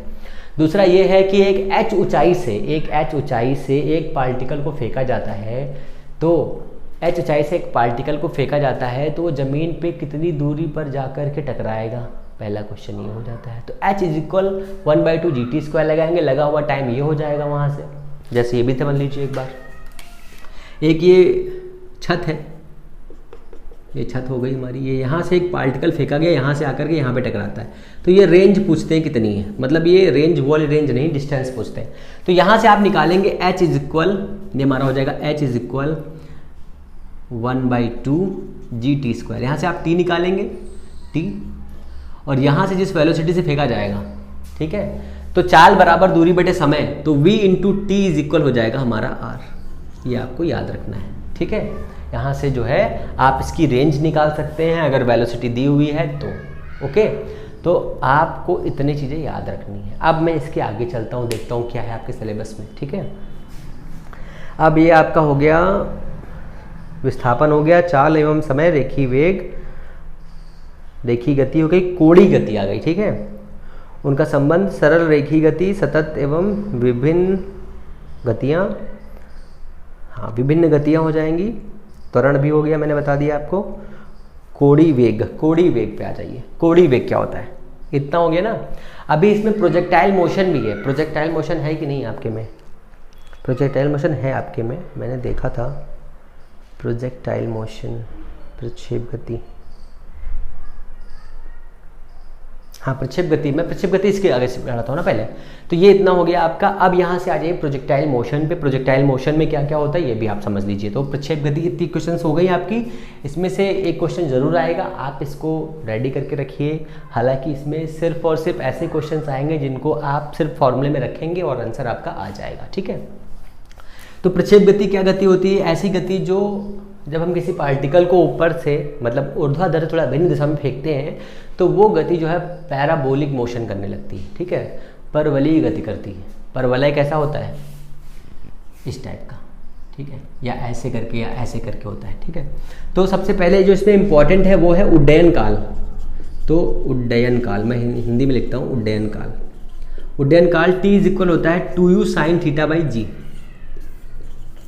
2u sin θ/g, ठीक है। उड्डयन काल हो गया। अब उड्डयन काल से कैसे क्वेश्चन बनेंगे, क्वेश्चन आपसे पूछा जाएगा कि एक particle 30 degree, 40 degree, 50 degree, 60 degree, 70 degree के कोण पर फेंका जा रहा है, ठीक है। एक पार्टिकल 30, 40, 50 डिग्री के कोण पर फेंका जा रहा है। मैं यहाँ लिख सकता हूँ, हाँ यहाँ लिख सकता हूँ। तो किसका टाइम ऑफ फ्लाइट ज़्यादा होगा, ये 30 का हो गया, ये 40, ओहो थोड़ा बड़ा होना चाहिए था, मतलब ऐसे मान लो, ठीक है। ये दूसरा हो गया, ये तीसरा हो गया, ये चौथा हो गया, ठीक है। किसका टाइम ऑफ फ्लाइट ज़्यादा होगा, किसका कम होगा, जिसका थीटा ज़्यादा होगा उसका टाइम ऑफ फ्लाइट ज़्यादा होगा। जैसे कि 0 डिग्री वाले का टाइम ऑफ फ्लाइट कितना होगा, 0 होगा। 30 डिग्री वाले का कितना होगा, 30 डिग्री वाले का 1/2 हो जाएगा, मान लो थीटा 30, और 45 का कितना हो जाएगा, 1/√2 हो जाएगा। इसी प्रकार जिसका थीटा ज़्यादा होगा उसका प्रक्षेप या उसका टाइम ऑफ फ्लाइट ज़्यादा होगा, ठीक है ना। टाइम ऑफ फ्लाइट जो है टी जो है थीटा पे डिपेंड करता है, वही आपको बताएगा कि टाइम ऑफ फ्लाइट कैसे डिपेंड होगा थीटा पर। थीटा की वैल्यू ज़्यादा, टाइम ऑफ फ्लाइट ज़्यादा। ओके, टाइम ऑफ फ्लाइट का मतलब ये होता है कि एक पार्टिकल हवा में कितनी दूर तक है। ओके, अब यहाँ पर आ जाइए, ये हो गया टाइम ऑफ फ्लाइट। इसके आगे आता है आपका मतलब मैक्सिमम हाइट। तो एच इज इक्वल होता है you square sine square theta is equal 2g। ठीक है, H is equal you square sine square theta is equal 2g। अगर थीटा की वैल्यू मैक्सिमम है, थीटा की वैल्यू मैक्सिमम कितने पे होती है, 90 डिग्री पर। अगर 90 डिग्री पर है तो थीटा एच मैक्स हो जाएगा कितना हमारा, एच मैक्स हो जाएगा यू स्क्वायर अपॉन 2g। ये आपको याद रखना है। ठीक है, इसमें एक और चीज़ याद रखनी है कि वर्टिकल कंपोनेंट क्या होता है और हॉरिजॉन्टल कंपोनेंट्स क्या होते हैं। ठीक है, मतलब क्षैतिज घटक क्या होता है और ऊर्ध्व घटक क्या होता है। मैं यहाँ देखो बता देता हूँ आपको, इधर लिख देता हूँ। अगर ये u वेलोसिटी है तो ये जो आएगा u cos थीटा ये आपका है क्षैतिज, और ये हो जाएगा u sin थीटा आपका ऊर्ध्व घटक। ठीक है, ये आपको याद रखना, अभी आगे काम आएगा। अब इसमें आ जाइए रेंज। थीटा समझ में आ गया ना, थीटा कितना होगा मैक्सिमम के लिए, थीटा की वैल्यू कितनी होगी 90 डिग्री। अब आ जाइए रेंज, ये है हाइट हमारी, ये हो गई हाइट। अब आइए रेंज, ये रेंज हो जाएगी। रेंज कितना होता है, r इज इक्वल होता है यू स्क्वायर साइन स्क्वायर, ओहो साइन नहीं, साइन उल्टा होता भाई। देखो मुझसे गलती हो सकती है तो आप लोगों से भी हो जाएगी, इसलिए आपको याद रखना है। अब आर मैक्सिमम कितना हो जाएगा, आर मैक्सिमम कितने एंगल पर होगा, 45 के कोण पे होगा। क्यों, क्योंकि यहाँ का जब 45 रखेंगे तो ये 90 हो जाएगा। ये 90 की वैल्यू कितनी होती है, 1 होती है। ठीक है, तो ये हो जाएगा यू स्क्वायर अपॉन जी। ये हो गई क्वेश्चन नंबर 2। अब आपसे रिलेशन कभी कभी ये पूछ लेता है कि इसका रेशियो कितना होता है। ये देखिए यहाँ पर यू स्क्वायर अपॉन 2g है, यहाँ पर यू स्क्वायर अपॉन g है। इसका मतलब क्या है, ये दोनों वैल्यू यहाँ पे हम सेट कर सकते हैं। जैसे R maximum is equal to, यहाँ पर आप रखिए इसको यहाँ पे रखेंगे तो कितना हो जाएगा, चलो भाग करें इधर से, एच मैक्सिमम है, कोई दिक्कत ही नहीं, दर्द हटाओ। तो यू स्क्वायर 2g कट जाएगा, ये हो जाएगा U square upon G into 2g by U square. ये कैंसिल, ये इससे कैंसिल, तो ये हो जाएगा R maximum is equal to 2h max. ये आपसे कभी कभी इक्वेशन पूछ लेता है। दूसरा इक्वेशन आपसे ये पूछता है कि थीटा की वैल्यू कितनी रखी जाए जिससे आर मैक्सिमम हो जाए, मतलब ज़्यादा से ज़्यादा दूर तक वो चल सके, मैक्सिमम दूरी तक जा सके। तो आर की वैल्यू कितनी होनी चाहिए, 45 डिग्री होनी चाहिए। टाइम ऑफ फ्लाइट किस पर डिपेंड करता है, टाइम ऑफ फ्लाइट डिपेंड करता है थीटा पर। रेंज किस पर डिपेंड करती है, थीटा पर। सभी पे थीटा पे डिपेंड कर रही हैं। उड्डयन काल दिया हुआ है, जितना उड्डयन काल छोटा होगा उतना टाइम ऑफ फ्लाइट छोटा होगा। अगर क्वेश्चन आपसे ये पूछ सकता है कि अगर थीटा का मान 90 डिग्री है तो टाइम ऑफ फ्लाइट कितना होगा, अगर थीटा का मान 90 डिग्री है तो टाइम ऑफ फ्लाइट मैक्सिमम होगा। ये आपको याद रखना है। ठीक है, इतना हो गया। अब आपके लिए इक्वेशन मैं बता देता हूँ, जो पैराबोलिक इक्वेशन है वो होती है H is equal tan theta x minus 1/2 you square by cos square, ओहो ये मैंने क्या लिख दिया, x square you square x square theta. यही इक्वेशन होती है इसकी, tan x theta 1/2 you square cos square theta x square. ये इसकी इक्वेशन होती है। ठीक है, इस इक्वेशन से क्वेश्चंस नहीं पूछते हैं, हालांकि क्वेश्चन ऐसे पूछते हैं, मैं बताता हूँ। एक पार्टिकल है जो h ऊंचाई से फेंका जा रहा है, ये ऐसे फेंका गया है। ठीक है, मैं क्वेश्चन कराता हूँ आपको एक बढ़िया सा। तो इसकी वेलोसिटी कितनी है, u बराबर 20 मीटर पर सेकेंड इसकी वेलोसिटी दिया है। एंगल थीटा बराबर दिया हुआ है 30 डिग्री एंगल दिया हुआ है, और टाइम ऑफ फ्लाइट पूछा है। पहले तो उसने पूछा है ऊर्ध्व घटक बताइए कितना हो जाएगा, ऊर्ध्व घटक तो u साइन थीटा, मतलब 20 दिया है तो ऊपर कितना जाएगा, इसका ऊपर के लिए होगा 10 मीटर पर सेकेंड। इधर के लिए कितना हो जाएगा, तो इधर हो जाएगा cos 30 का मान होता है √3/2, √3 मतलब 20 और 10, तो ये हो जाएगा 10√3, ये हो जाएगा। अब आपसे पूछ सकता है टाइम ऑफ फ्लाइट बताइए, एंगल तो दिया हुआ है तो टाइम ऑफ फ्लाइट निकालिए। t is equal 2 × 20 into sine 30 का मान 1/2, जी 10 रख लीजिए, ये कट जाएगा इससे, ये इससे कट जाएगा, t हो जाएगा 2 सेकेंड। ठीक है, टाइम हो गया आपका 2 सेकेंड। तो जब आपका टाइम 2 सेकेंड आ गया है तो रेंज पूछेगा, रेंज हो जाता है आपका u cos theta into time of flight. तो u कितना है आपका, u है 20 cos 30 का मान √3/2, इसकी वैल्यू 2 से कैंसिल, 20√3 मीटर की रेंज ये कवर करेगा। ऐसे क्वेश्चन एग्जाम्स में आएंगे तो आपको उसके लिए रेडी रहना है। पहली बात तो ये हो गया आपका रेंज। अब इसमें पूछता है कोड़ी वेग। अब इसके आगे हम लोग आगे चलते हैं। ये आपका प्रोजेक्टाइल मोशन यहाँ पे हो गया ख़त्म। प्रोजेक्टाइल मोशन में अब इसमें एक और चाहे तो क्वेश्चन बना सकते हैं कि मैक्सिमम पॉइंट पर जो है काइनेटिक एनर्जी कितनी होती है। तो मैक्सिमम पॉइंट पर वेलोसिटी पहले बताइए कितनी होती है। तो आपको जान के बहुत बड़ी हैरानी होगी कि मैक्सिमम पॉइंट पर जब कोई पार्टिकल पहुंच जाएगा तो उसका वेग कितना हो जाएगा, 0 हो जाएगा। ठीक है, तो ये आपको याद रखना है। अगर वेग 0 हो जाएगा तो उसका जो कंपोनेंट है वो भी 0 हो जाएगा। अगर कंपोनेंट 0 हो गया है तो काइनेटिक एनर्जी 0 हो जाएगी। तो काइनेटिक एनर्जी सारी की सारी पोटेंशियल एनर्जी में कन्वर्ट हो जाएगी। ये आपको अच्छी तरह से याद रखना है। ओके, तो ये इतना हो गया। फिर भी मैं एक फॉर्मूला आपके लिए लिखता हूँ जो काइनेटिक एनर्जी के लिए इंपॉर्टेंट है। E = ½ mv cos थीटा का होल स्क्वायर। ये हो जाएगा 1/2 mv² cos² थीटा। ये काइनेटिक एनर्जी के लिए फॉर्मूला दिया हुआ है। अगर आपको इसमें निकालना है तो आप यहाँ पे थीटा की वैल्यू पुट करके एनर्जी निकाल सकते हैं किसी भी पॉइंट पर। ओके, ये इतना हो गया। अब इसके आगे हम लोग आगे सिलेबस देखते हैं, है ना। ठीक है, फिर जो है इसके आगे देखते हैं अब सिलेबस में क्या है आपके। अब है कोड़ी वेग। कोड़ी वेग देखो, उसके बाद रेखी वेग देखो। तो कोड़ी वेग क्या होता है, एंगल के लिए होता है। मतलब किसी भी सर्कुलर पैथ पर जब कोई पार्टिकल घूमता है तो उस पर जो वेलोसिटी काम करती है उसे हम कहते हैं कोड़ी वेग। ठीक है, आप टेंशन मत लीजिए, आपको सिर्फ और सिर्फ मेरे साथ बने रहना है। और मैं गारंटी दे रहा हूँ कि इस मैराथन क्लास से कम 20 से 30 क्वेश्चंस जो मैंने बताए हैं वही आएंगे। आप ये समझ लीजिए, ज़्यादा से ज़्यादा। ठीक है, और हो सकता है कि जितने भी टॉपिक मैंने कवर कराए वो सारे के सारे इस टॉपिक के अकॉर्डिंग ही क्वेश्चंस आ जाएं। ठीक है, तो आप इसकी टेंशन मत लीजिए, आप मैराथन लीजिए। उसके बाद आप मुझे बताइएगा कि जब आप एग्ज़ाम देके वापस आएँ तो आप मुझे बताइएगा कि इसमें से कितना आया कितना नहीं आया। ओके, तो हम लोग पढ़ रहे हैं कोड़ी वेग। कोड़ी वेग का फॉर्मूला क्या होता है, ओमेगा = Δθ/Δt। तो ओमेगा = Δθ/Δt। ओमेगा यहाँ पर कोड़ी वेग है, थीटा क्या है, कोड़ी विस्थापन, टी समय है, मात्रक इसका होता है रेडियन पर सेकेंड, इसकी डायमेंशन होती है t-1। ठीक है, अब इसमें आ जाइए अल्फा क्या होता है, dω/dt। मैं सब एक साथ बता दे रहा हूँ आपको। अल्फा = dω/dt, इसकी डायमेंशन होती है t-2। आपको डायमेंशन याद रखनी है, दोनों ही वेक्टर क्वांटिटी है, ये भी याद रखना है। और जो थीटा है ना वो भी वेक्टर क्वांटिटी है भैया, ये भी याद रखना है। फिर अल्फा की डायमेंशन कितनी होती है, अल्फा की t-2 होती है और इसका यूनिट होता है क्या, रेडियन प्रति सेकेंड स्क्वायर। ठीक है, आपको ये याद रखना है। अल्फा इतना हो गया। अब आपको याद रखना है एक रिलेशन V = r⍵। ठीक है, ओमेगा बराबर क्या होता है, 2πnr। आपको ये भी एक इक्वेशन याद रखनी है। r थोड़ा बड़ा लिखता हूँ जिससे आपको दिखाई पड़े। V = r⍵ बराबर 2πn × r। ये आपका हो गया एक रिलेशन जिससे क्वेश्चंस बनेंगे एग्जाम में। एक मैं क्वेश्चन आपको बता देता हूँ, Q = होता है IT। ठीक है, और N = होता है 1/t। तो यहाँ से हो जाएगा 2π/t।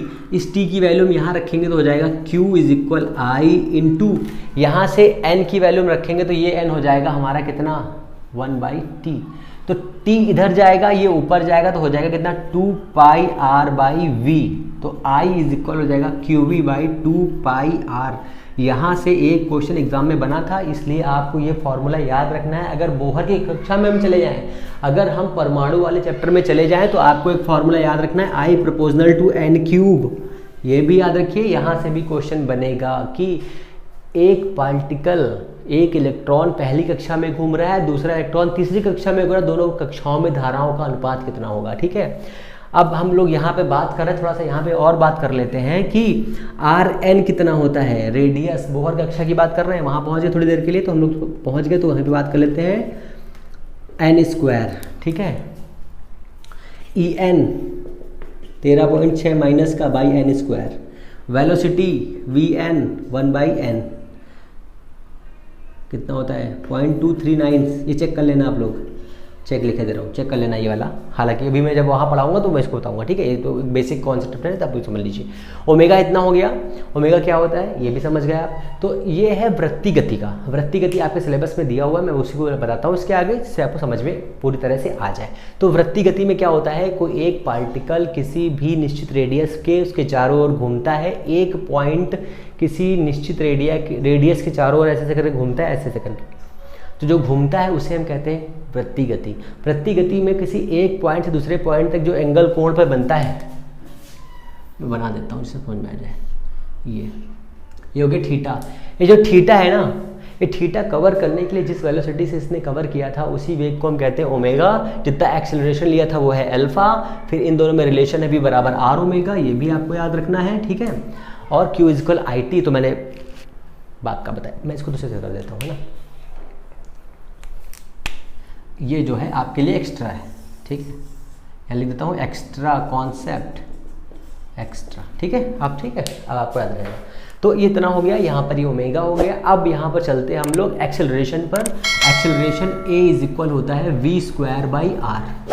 देखिए आपसे एग्जाम में ये सब नहीं पूछेगा कि क्या होता है, कैसे प्रूफ करना है, तो आपको फॉर्मूले याद रखने हैं। ए इज इक्वल v²/r होता है। अब यहाँ पर जो अभिकेंद्र त्वरण होता है, अभिकेंद्र त्वरण क्या होता है ये आपको याद रखना है। तो जब किसी पार्टिकल को वृत्ति गति में घुमाया जाता है या जब वो घूमता है तो उसके की वजह से लगातार जो उसका वेग परिवर्तन होता रहता है। वेग परिवर्तन कैसे होता है, देखो यहाँ पर ये इस डायरेक्शन में जा रहा है और यहाँ पर ये नीचे जा रहा है, मतलब यहाँ पर पॉजिटिव है तो यहाँ पर निगेटिव है।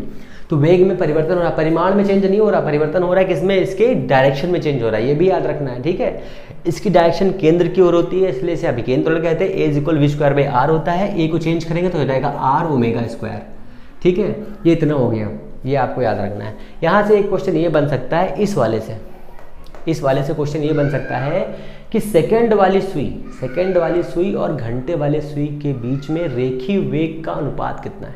रेखीय वेग का अनुपात कितना है, तो v1/v2 ये हमारी है सेकंड और ये हमारी है h। ये मिनट ले लो, मिनट वाली, ये मिनट वाली। तो r रेडियस हमने अगर दोनों की सेम ले ली तो रेडियस हमने ले लिया सेम दोनों की, r1 इज इक्वल r2 लेने पर दोनों के बीच में सेकंड वाली और मिनट वाली घड़ी, मतलब सुइयों के बीच में घड़ी। क्वेश्चन फिर समझ लीजिए एक बार, थोड़ा ज़्यादा हो गया इसलिए। तो क्वेश्चन क्या है, क्वेश्चन ये है कि एक घड़ी में सेकंड वाली और मिनट वाली दोनों सुइयों के बीच में रेखीय वेग का अनुपात कितना होगा, ठीक है। रेखीय वेग का अनुपात आपको बताना है कितना होगा अगर दोनों की रेडियस इक्वल है, ठीक है। तो r1 r2 इक्वल है, 2πr/t लगाना है, तो ये हो जाएगा 1/t second into t minute. तो t एक चक्कर कंप्लीट करने के लिए सेकंड कितना घूमता है, 1 मिनट। तो 1 मिनट में कितना हो जाएगा 60 सेकंड, तो ये हो जाएगा हमारा 1/60। और मिनट वाला कितना घूमता है भैया, 1 घंटा, तो 1 घंटा ये हो गया। तो कितना हो जाएगा v1/v2 बराबर 60:1। तो अनुपात अगर पूछेगा तो आप आराम से निकाल सकते हो। ऐसे ही जो है h का भी पूछेगा, h का, ठीक है। तो मतलब h मतलब घंटे का भी पूछ लेगा, तो आपको ये वाला याद रखना है। मैं इस पे पहुंचता हूँ अपने वाले पे, v इज इक्वल r ω²। यहाँ से आपको ये वैल्यू याद रखनी है। एक क्वेश्चन यहाँ से ये कभी कभी पूछ देता है कि अगर एक पार्टिकल सर्कुलर मोशन ऐसे से घूम रहा है और इसका त्वरण ऐसे करके है और ये यहाँ पर है, मान लीजिए ये पिंड यहाँ पर है, तो इसका एक्सेलरेशन एक नीचे की ओर लगेगा, एक इधर की ओर लगेगा, तो इसका जो सेंट्रल एक्सेलरेशन है वो इधर की ओर लगेगा, ठीक है। देखिए जी इधर काम करेगा नीचे की ओर, एक ये इधर काम करेगा, इसके बीच में लगेगा ना, ठीक है ना। तो ये वाला क्वेश्चन आप याद रखिएगा, ऐसा किसी से पूछेगा नहीं, फिर भी मैं बता दे रहा हूँ आपको। तो यहाँ पर ये हो गया हमारा अभिकेंद्र त्वरण का वेग।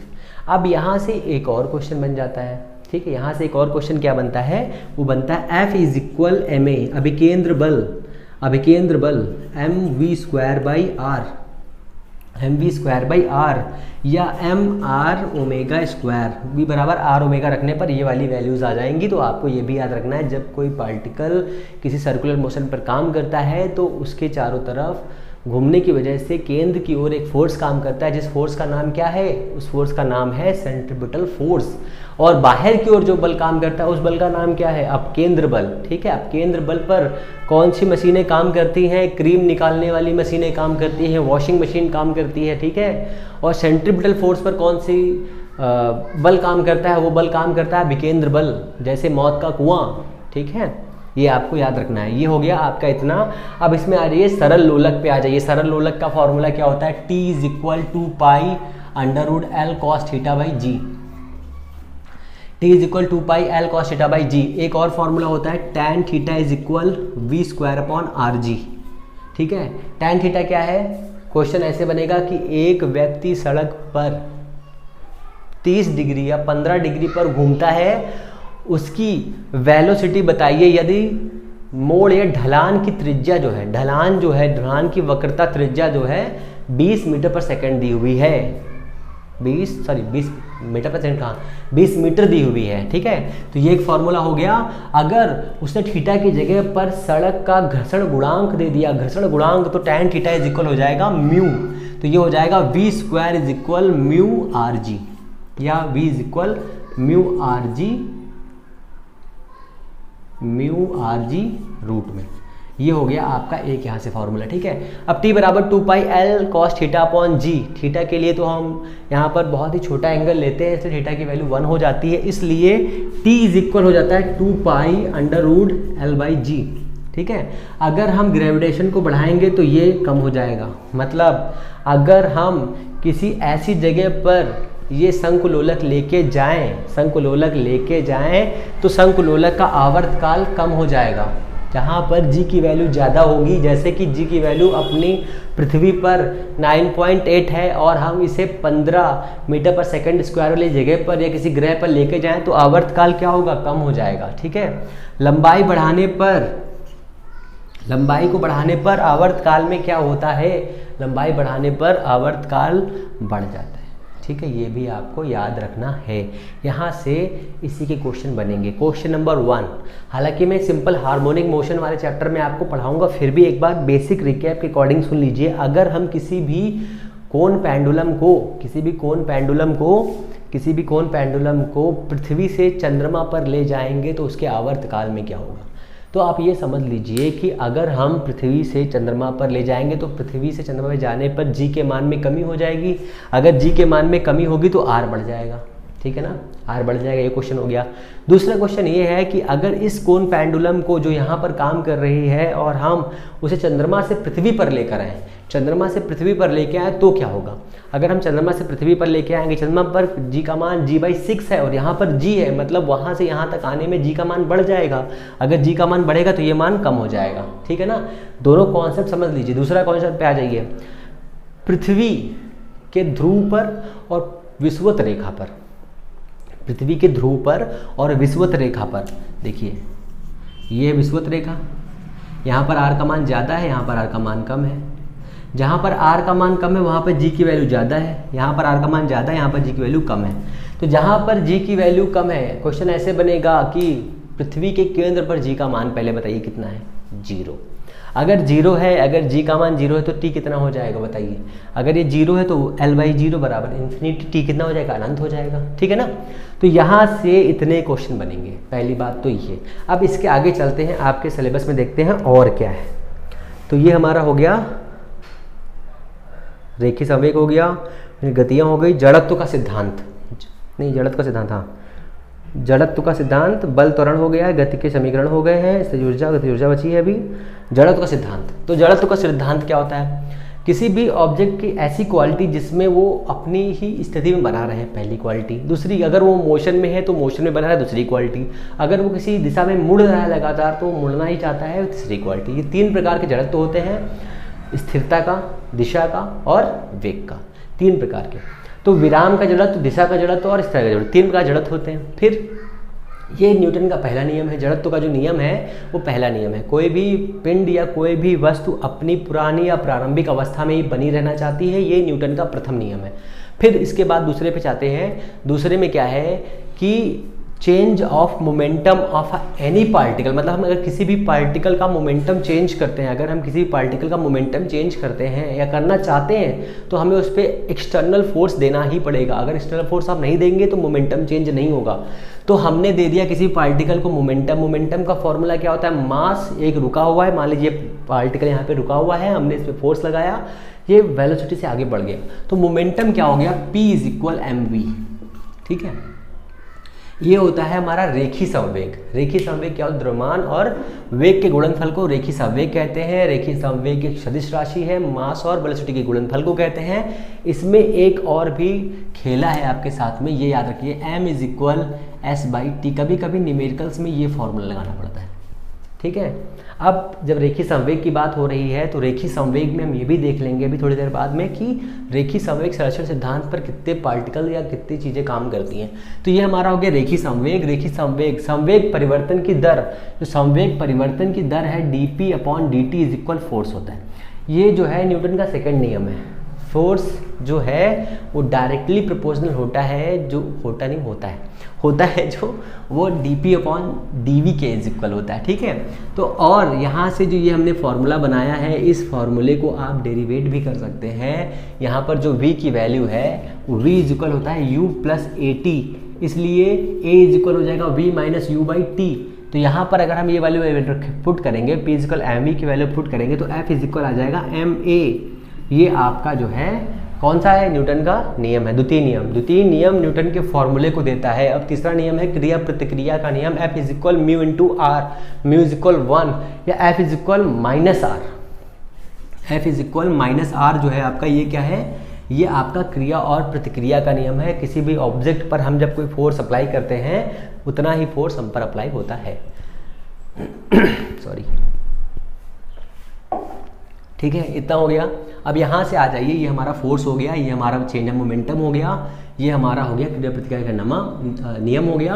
और यहाँ से हम लोग निकालेंगे अभी एक इम्पल्स। इम्पल्स क्या होता है, dp ही होता है, f into delta T force. अब इसी को हम लोग I लिख देते हैं, I is equal force multiplied by instant time, मतलब बहुत ही छोटा समय। ठीक है, जिसे हम इंस्टेंट टाइम कहते हैं, बहुत ही छोटा समय। तो ये हमारा हो गया इतना। अब इस इम्पल्स की डायमेंशन क्या होती है, बस कंफ्यूजन यहीं पे होता है कि देखिए यहाँ पर ये f बन रहा है, ये भी f है, तो I की वैल्यू कितनी, तो I की वैल्यू इसी के बराबर होती है। देखिए अगर हम सॉल्व करना चाहें तो mL/t-2 इंटू t से t करेंगे तो कितना बचेगा, mL/t-1। ये किसका होता है, ये p का होता है। तो जो है I और p दोनों बराबर ही होते हैं, पर दोनों की वैल्यू अलग अलग होती है। ठीक है, जैसे कि एक कार आपके हाथ की उंगली पर से ऐसे निकल जाए तो यहाँ पर छोटा सा फोर्स, बहुत ज़्यादा फोर्स छोटे समय के लिए लग रहा है। ठीक है, ये आपका इम्पल्स है। इम्पल्स में ये हो गया। अब इसके आगे चलते हैं जड़त्व, जो जड़त्व दिया हुआ है। अच्छा पहले एक सेकंड, रेखी वेग वाला ही हम लोग देख लेते हैं, इसी को कंप्लीट कर देते हैं, फिर जड़त्व आगे चलते हैं ना। तो अब जो है रेखी वेग वाले में आना है, रेखी संवेग संरक्षण का सिद्धांत। सिद्धांत में क्या होता है, अगर दो पार्टिकल एक साथ किसी डायरेक्शन में चल रहे हैं तो उनका फॉर्मूला या उनका जो क्वेश्चंस आते हैं उन्हें कैसे लगा। जैसे मान लीजिए क्वेश्चन ऐसा होगा, m1 द्रव्यमान, मतलब 1 किलोग्राम का एक पिंड 2 मीटर पर सेकंड की वेग से आगे बढ़ रहा है तथा दूसरा पिंड 3 मीटर पर सेकंड की वेग से आगे बढ़ रहा है। दोनों की टक्कर के बाद में उनकी फाइनल वेलोसिटी बताइए। तो आपको कुछ नहीं करना है, बहुत ही सिंपल तरीके से सॉल्व करिए। m1 u1 plus m2 u2 is equal, बराबर कर दीजिए m1 v1 plus m2 v2। ये वाली फाइनल है, ये दोनों फाइनल है, ये इनिशियल है। जैसे कि ये वाला ऑब्जेक्ट है, ये वाला ऑब्जेक्ट है, ये जो है m1 है, ये m2 है, इसकी वेलोसिटी u1 है और इसकी u2 है, दोनों चल रहे हैं। अब ये टकराने के बाद में ये हो गया v1 और ये हो गया v2। ठीक है, अगर दोनों चिपक जाएंगे तो m इज इक्वल कितना हो जाएगा, कंडीशन सप्लाई रखिए यहाँ पर, ये वाला फॉर्मूला इतना हो गया। ठीक है, बराबर इसको ऐसे भी लिख सकते हैं कि P1 plus P2 is equal P1 plus P2 dash dash. ठीक है, अगर ये दोनों चिपक जाएंगे तो कितना हो जाएगा, P1 plus P2 is equal M1 M2 और V। ठीक है, डायरेक्शंस का भी ख्याल रखना है आपको। अगर एक पार्टिकल इधर जा रहा है और ये भी इधर जा रहा है तो दोनों प्लस रखेंगे। अगर एक पार्टिकल इधर जा रहा है और एक इधर जा रहा है तो टक्कर ही नहीं होगी, तो सिद्धांत कहाँ से लगाओगे ना, तो ये भी आपको याद रखना है कि टक्कर होना ज़रूरी है। टक्कर होने के बाद में अगर वो चेंज हो जाते हैं, सपोज करिए कि ये टक्कर होने के बाद इनका खेला ये हो रहा है, तो इनकी फाइनल वेलोसिटी कितनी हो जाएगी, P1 प्लस P2। अगर पहले ये ऐसे जा रहे थे, दोनों हो गए, ये M1 हो गया और ये M2 हो गया, ऐसे जा रहे थे, अब टकरा गए, टकराने के बाद धर हो गए, तो ये हो जाएगा M1 V1, ये जो इधर जा रहा है ये हमारा V1 वाला है, और जो इधर जा रहा है वो हो जाएगा M1 V2। ठीक है, ये हमारे हो गए रेखीय संवेग संरक्षण। तो रेखीय संवेग संरक्षण का सिद्धांत ऐसे ही काम करता है, अगर किसी भी ऑब्जेक्ट पर एक्सटर्नल फोर्स अप्लाई नहीं हो रहा है तो उस पर लगने वाला नेट फोर्स जीरो रहता है। आपको ये याद रखना, सॉरी, नेट मोमेंटम कंजर्व्ड रहता है, मैंने ये बता दिया। अगर किसी भी ऑब्जेक्ट पर फोर्स काम नहीं कर रहा है, किसी भी ऑब्जेक्ट पर एक्सटर्नल फोर्स काम नहीं कर रहा है, तो उस पर लगने वाला टोटल जो रेखीय संवेग है वो संरक्षित रहता है। ओके, अब इसके आगे हम लोग देखेंगे, इसमें और कुछ तो बचा नहीं मेरे हिसाब से। अगर काइनेटिक एनर्जी में निकालनी होगी तो काइनेटिक एनर्जी इतनी होती है, आप ये देख लीजिए एक बार इसका, m1v1 स्क्वायर। ठीक है, p इज इक्वल होता है 2m k रूट में, ये फॉर्मूला होता है, k इज इक्वल होता है p स्क्वायर बाई 2m। इसके दो तीन क्वेश्चन अभी नेक्स्ट में कराता हूँ, अभी मतलब इसके क्वेश्चन कराता हूँ। ठीक है, तो फिर अब आगे देखते हैं इसके आगे जो करना है आपके सिलेबस में क्या है। तो ठीक है, फिर अब देखते हैं जो आपका आगे क्या बचा हुआ है। रेखीय संवेग हो गया, कोणीय संवेग रह गया आपका, जड़त्व से स्टार्ट करते हैं जिससे आपका ये भी हो जाए ना। तो कोणीय संवेग और रेखीय संवेग वाला देखते हैं सबसे पहले। तो रेखीय संवेग आपको मैंने बता दिया है। अब देखते हैं पहले जड़त्व। जड़त्व मैंने आपको बता दिया, पर वो जड़त्व दूसरा था, मतलब जड़त्व एक ही होता है, बट अब जो हम पढ़ रहे हैं वो घूर्णन गति में आ गए हैं। तो घूर्णन गति में जड़त्व दिया हुआ है, वो जड़त्व की क्वालिटीज़ वही हैं, बट उसका एक फॉर्मूला डराइव कर दिया गया है, मतलब inertia I is equal mr square. ठीक है, I is equal mr square, तो I is equal mr square, ये हो गया आपका जड़त्व का एक फॉर्मूला। पहली बात तो ये। फिर इस जड़त्व के फॉर्मूले में एक्स्ट्रा क्या है, तो आपको ये याद रखना है कि सभी पार्टिकल्स अपनी एक निश्चित रेडियस पर घूमते रहते हैं। ठीक है, वो रेडियस होती है r इज मतलब k is equal I by m। ठीक है, ये रेडियस होती है। अब इसी में मैं आपको बता देता हूँ कि जड़त्वीय द्रव्यमान और गुरुत्वीय द्रव्यमान क्या होता है।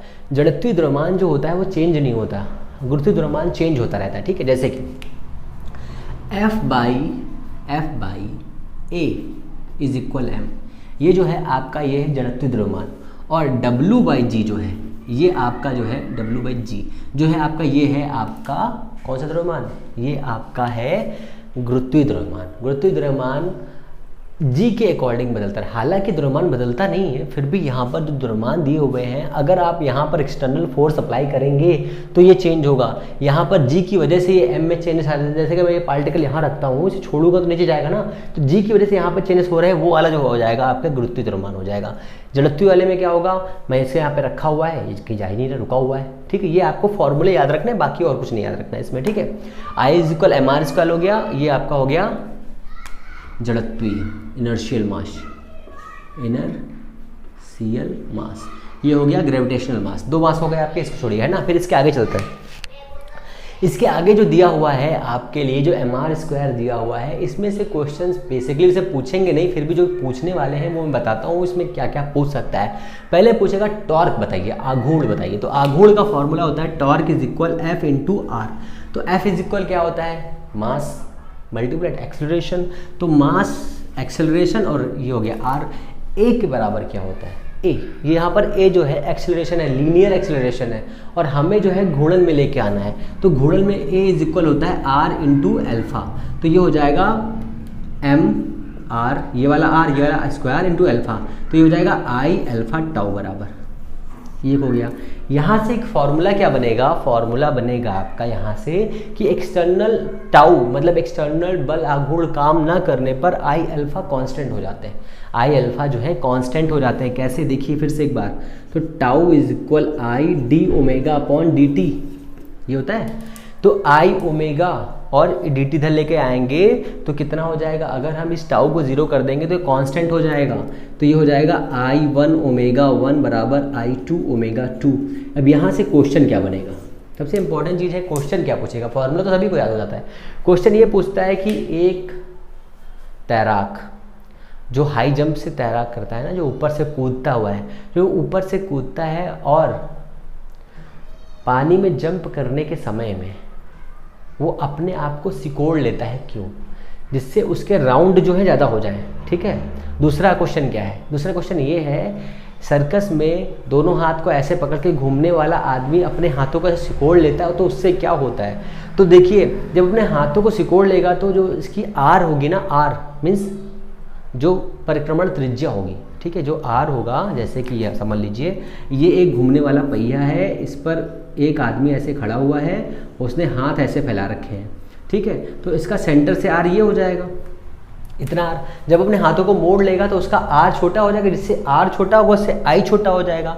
आई छोटा होने से क्या मतलब है? अगर आई छोटा हो गया तो ओमेगा बढ़ जाएगा, मतलब चक्कर हो ज़्यादा हो जाएंगे। तो आपने सर्कस में देखा होगा, जब कोई घूमता होगा तो उसके चक्कर ज़्यादा हो जाते हैं, जब हाथ सिकोड़ लेता है और फैला लेता है तो उसके चक्कर कम हो जाते हैं।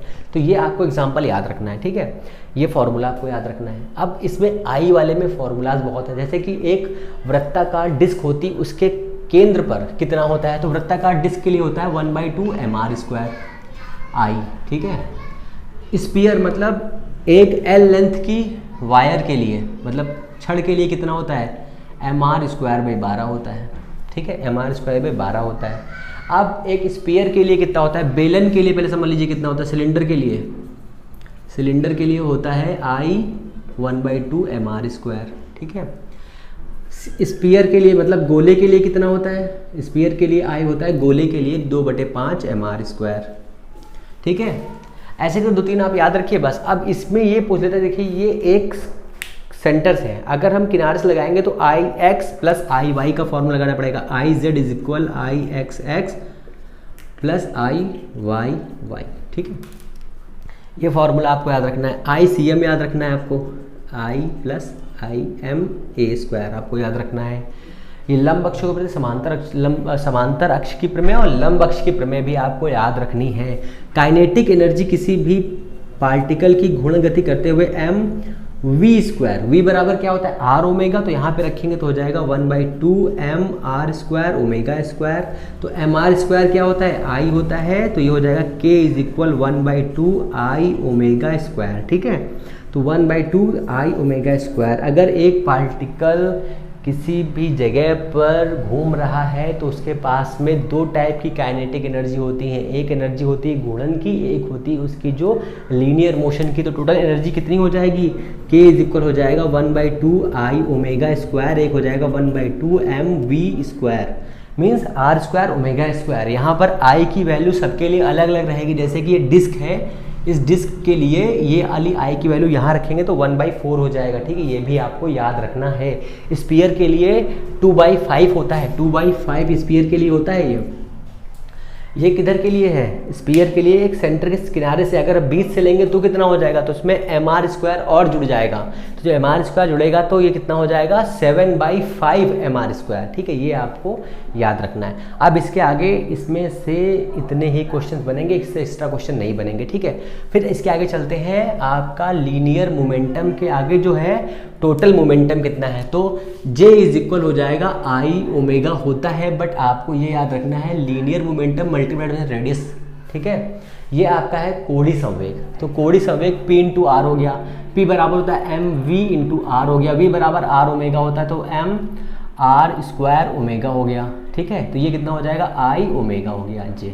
तो यहाँ से एक ये फार्मूला निकल आया। तो जो हमने फार्मूला को यहाँ समझाया था वो वाला फार्मूला यहाँ से भी समझा सकते हैं। अगर किसी भी तैराक का या चालक का जो सर्कस पे काम करता है उसका कोणीय संवेग नियत कैसे रहता है? अगर हम एक्सटर्नल फोर्स J को 0 कर दें, कांस्टेंट कर दें, तो यहाँ पर I1 ओमेगा 1 कांस्टेंट हो जाता है। ये आपको याद रखना है, ठीक है। I को बढ़ाने पर ओमेगा कम हो जाता है, ओमेगा को बढ़ाने पर I कम हो जाता है, ठीक है। तो I1 ओमेगा 1 बराबर I2 ओमेगा 2, यहाँ से बनेगा I प्रोपोर्शनल 1/ओमेगा। ये आपको याद रखना है। हालांकि यहाँ से 1-2 क्वेश्चन बने हैं 2003 या 4 में, पर इस बार नहीं बने, तो आपको यहाँ से ज़्यादा पढ़ना नहीं, फिर भी आप देख लीजिए, एक रिकैप है नॉर्मल तरीके का, आपको समझ में आ जाएगा। जब आप एग्जाम देके वापस आएंगे तब आप मुझसे कहेंगे कि हाँ सर आपने सही पढ़ाया था, सब कुछ आपका आया था, ठीक है ना। इतना हो गया। अब आ जाइए आप रेखीय संवेग में। रेखीय संवेग तो आपको मैंने पढ़ा दिया था, फिर भी कुछ फार्मूलाज रह गए थे, वो फार्मूला देख लीजिए। जैसे कि k is equal half M V square होता है, ठीक है। काइनेटिक एनर्जी का पोटेंशियल एनर्जी में कन्वर्जन, जैसे कि एक पार्टिकल यहाँ पर है, फिर यहाँ पर होगा, फिर बीच में यहाँ पर होगा। टोटल हाइट इसकी h है, हाइट इसकी h है, यहाँ से मान लीजिए ये स्मॉल h है, यहाँ से इसकी हो जाएगी h माइनस एच, इतनी हाइट हो जाएगी, ठीक है। तो यहाँ पर वेलोसिटी 0 होगी, तो यहाँ पर इसकी टोटल एनर्जी U कितनी हो जाएगी, पोटेंशियल एनर्जी इस वाले पॉइंट पर होगी PE इक्वल हो जाएगा mgh, ठीक है। यहाँ पर K की V0 है इसलिए K भी 0 हो जाएगा यहाँ पर और यहाँ पर, तो V स्क्वायर इज इक्वल होता है U स्क्वायर प्लस 2GH। अगर इसकी जगह पर हम ये वाली वैल्यू रख देंगे तो हो जाएगा हमारा K is equal 1/2 into 2GH, U बराबर 0 करने पर, तो इस वाले पॉइंट पर कितना आ जाएगा, K बराबर 1/2 नहीं mgh आ जाएगा। मतलब सभी बिंदुओं पर जो ऊर्जा होती है वो सेम रहती है। कहने का मतलब ये है नेट एनर्जी, जैसे मान लो कि टोटल एनर्जी E हो जाएगी वो U प्लस K होती है, वो ऑलवेज mgh ही रहती, ठीक है। या जो नेट एनर्जी अगर mgh है तो U 0 होगा, K बराबर कुछ होगा, और अगर K की मान कुछ होगा, मतलब जैसे मान लो कि K बराबर mgh आया है, अगर U बराबर mgh आया है तो ये K 0 होगा।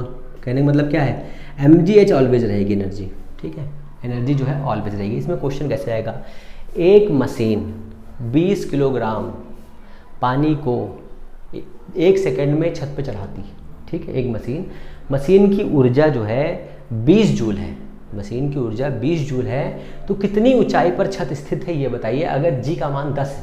इस टाइप के क्वेश्चन आते हैं, बहुत सिंपल से, ये लगा दीजिए आप, आराम से आ जाएगा। अब इसी के आगे आप आ जाइए, strength P is equal W/T होता है, P इज इक्वल W/T होता है। W/T मतलब वर्क डिवाइडेड बाई टाइम।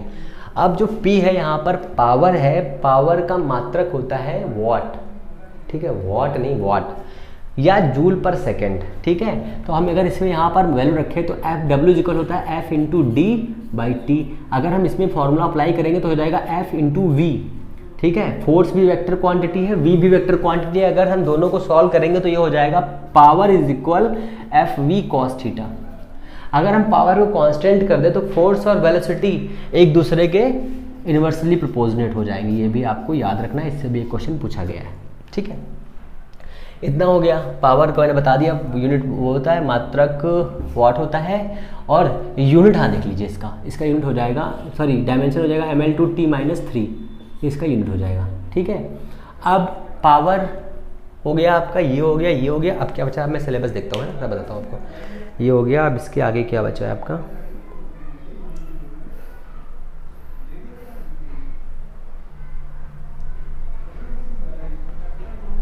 गति ऊर्जा हो गई, काइनेटिक एनर्जी हो गई, सब हो गया। अब जो है घूर्ण गति हो गई, बलयुग्म और छद्म बल। बलयुग्म देख लीजिए, तो बलयुग्म कैसे आपको समझना है, सिंपल सा है। बलयुग्म एक, ये मान लीजिए एक रॉड लगी हुई है, यहाँ पर F1 फोर्स काम कर रहा है, यहाँ पर F2 फोर्स काम कर रहा है, ठीक है। कुछ नहीं करना होता, बहुत ही सिंपल है। यहाँ पर जैसे x ले लीजिए x1, इसको ले लीजिए x2, बस F1 x1 बराबर, सॉरी ये x1 करो, इसको x2 करो, F1 x1 बराबर F2 x2 कर दो, बस ये हो गया बलयुग्म सिद्धांत। मतलब क्या है, क्रिया रेखा से जितनी दूरी पर फोर्स काम कर रहा है उस फोर्स का मल्टीप्लाइड करने पर, इसमें क्वेश्चन ऐसे नहीं देगा, क्वेश्चन ऐसे देगा कि एक क्रिया रेखा दी हुई है, उसकी लेंथ जो है 10 मीटर है, मान लीजिए 10 मीटर दिया हुआ है, यहाँ पर फोर्स काम कर रहा है 10 न्यूटन का, यहाँ पर फोर्स काम कर रहा है 2 न्यूटन का। अब बताइए कि क्रिया रेखा किस जगह पर सेंटर पे होगी। मान लो हमने बोला कि यहाँ पर ये दूरी x है, ठीक है, इस x का मान का 10 - x हो जाएगा, तो कुछ नहीं करना है, 2 × 10 - x कर देना है, बराबर 10 × x कर देना है, बस सॉल्व कर लीजिए। 20 - 2x इज इक्वल 10x, इसको तो लेके जाओगे 12x हो जाएगा, 12x इज इक्वल 20, x की वैल्यू निकाल दीजिए, बस आंसर आ जाएगा, ठीक है ना। इस टाइप से बहुत ही सिंपल से क्वेश्चन पूछ जाते हैं, आपको आसानी से सॉल्व करना रहेगा, कोई भी दिक्कत नहीं होगी, आप आसानी से सॉल्व कर सकते हैं। अच्छा, इसके आगे चलते हैं। इसके आगे दिया हुआ है आपका, अब केंद्रीय बल मैंने पढ़ा दिया है, कोरिलेसिस फोर्स। कोरिलेसिस फोर्स होता है, कोरिलेसिस फोर्स मैं यहाँ बताता हूँ, कोरिलेसिस फोर्स होता है 2 sin थीटा। ये कहाँ पर काम करता है, तो पृथ्वी की जो विषुवत रेखा होती है वहाँ पर काम करता है। जो पछुआ हवाएं चलती हैं, जो पवन हवाएं चलती हैं, उन हवाओं में जो ये काम करता है, इसीलिए 2 sin theta. 2 sin theta, theta बढ़ने पर ये वैल्यू बढ़ जाती है, जैसे कि थीटा बढ़ने पर थीटा का मान 0 डिग्री, तो जो कोरिलेसिस फोर्स है वो कितना 0 डिग्री। अगर थीटा का मान 45 डिग्री तो वैल्यू कितनी हो जाएगी बताइए, 1/√2। 30 डिग्री पे कितना हो जाएगा, 1 बाई मतलब 1 कोरोलिसिस फोर्स 1 हो जाएगा। अच्छा इसकी वैल्यू कितनी होती है? जो इससे घूर्णन होता है ना, मान लीजिए ये पृथ्वी है, अगर ये ऐसे से घूम रही है ऐसे करके, तो इसके सेंटर से जो फोर्स ऐसे निकलेंगे ना ऐसे करके, वो फोर्स होता है कोरोलिसिस फोर्स। पवन या जो हवाएं होती हैं उनके लिए रिस्पॉन्सिबल होता है कोरोलिसिस फोर्स। आपको ये वाला फॉर्मूला याद रखना है, ये फॉर्मूला आपसे पूछा जा सकता है, बस इसमें और कुछ नहीं पूछा जा सकता, ठीक है। इसके आगे चलते हैं। अब इसमें दिया हुआ है न्यूटन का गुरुत्व नियम, कैपलर का नियम और प्रक्षेप गति मैंने पढ़ा दी है। तो कैपलर का नियम समझ लीजिए क्या है। कैपलर के नियम से एक फार्मूला है, वही फार्मूले से क्वेश्चन आएगा बस। कैपलर का नियम कैसे काम करेगा ये पूछ सकता है बस, है ना। तो कैपलर का नियम क्या है? सभी ग्रह सूर्य के चारों ओर दीर्घवृत्ताकार कक्षाओं में गति करते हैं, पहला नियम। दूसरा नियम ये है, जब कोई ग्रह सूर्य के चारों ओर गति करता है तो वो एक निश्चित समय में निश्चित क्षेत्रफल ही कवर करता है, निश्चित समय में निश्चित क्षेत्रफल ही कवर करता है, मतलब रेखीय संवेग संरक्षण का सिद्धांत यहाँ काम करता है, आपको ये याद रखना है, ठीक है। नहीं सॉरी, कोणीय संवेग संरक्षण सिद्धांत का काम करता है यहाँ पे, है ना। तीसरा नियम क्या दिया हुआ है कि जब कोई ग्रह या उपग्रह किसी ग्रह के चारों ओर, सूर्य के चारों ओर जो हमारे ग्रह काम कर रहे हैं, जो घूम रहे हैं, उन्हें परिक्रमण करने का समय का वर्ग उसकी त्रिज्या के तृतीय घात के अनुक्रमानुपाती है, T square proportional to R cube, ठीक है। T square is equal K R cube, ये आपको कैपलर का तीसरा नियम याद रखना है, कैपलर लॉ, ठीक है। तीसरा नियम ये काम आएगा। सेकंड नियम कोणीय संवेग संरक्षण सिद्धांत पे काम करता है, एक बार चेक कर लीजिएगा, हालांकि सही मैंने बताया फिर भी, ठीक है। के आर क्यूब होता है, तीसरा नियम ये है। अब इसके बाद जो है न्यूटन का ग्रेविटेशनल लॉ है, उस लॉ के अकॉर्डिंग F इज इक्वल होता है आपका G(m)(e)m/r(e)²। ये अर्थ दी हुई है, इस अर्थ पे सेंटर ये दिया हुआ है, यहाँ पर हमने एक मास रखा m, और ये दूसरा वाला इसकी अर्थ का मास है me, इसकी रेडियस है re, उसके लिए फोर्स इतना अप्लाई होगा। यहाँ पर g जो है गुरुत्वाकर्षण, सार्वत्रिक गुरुत्वाकर्षण नियतांक है, जिसकी डायमेंशन और यूनिट दोनों पूछता है एग्जाम में। तो मैंने ही आपको पहले ही बता दिया है कि g की वैल्यू होती है 6.67 10⁻11 न्यूटन मीटर स्क्वायर पर kg स्क्वायर। मैंने यहाँ लिख दिया, इसको आप देख लीजिएगा, ठीक है। डायमेंशन भी ये भी लिखे दे रहा हूँ जिससे आपको समझ में आसानी हो जाए। ML_T-2 L2/m2, ये हो जाएगा ML3T-2, m से m कैंसिल, -1 हो जाएगा, ठीक है। ये इतना हो गया। अब ये हमारा हो गया mg। अब यहाँ पर f की वैल्यू रख दीजिए mg, m से m कैंसिल, तो g की वैल्यू हो जाएगी कितनी, Gme/re²। ये हो गया पहला। तो ये अगर हम पृथ्वी का मास जो ये है इसको फाइंड करना चाहें तो कैसे निकालेंगे? द्रव्यमान बराबर होता है पृथ्वी का आयतन इंटू घनत्व। तो पहले घनत्व निकालते हैं। तो मास हमको पता है 6.0 10⁻24 kg मास है इसका, किसका? पृथ्वी का। तो me इज इक्वल हो जाएगा V4/3 πre³ इंटू रो, ठीक है।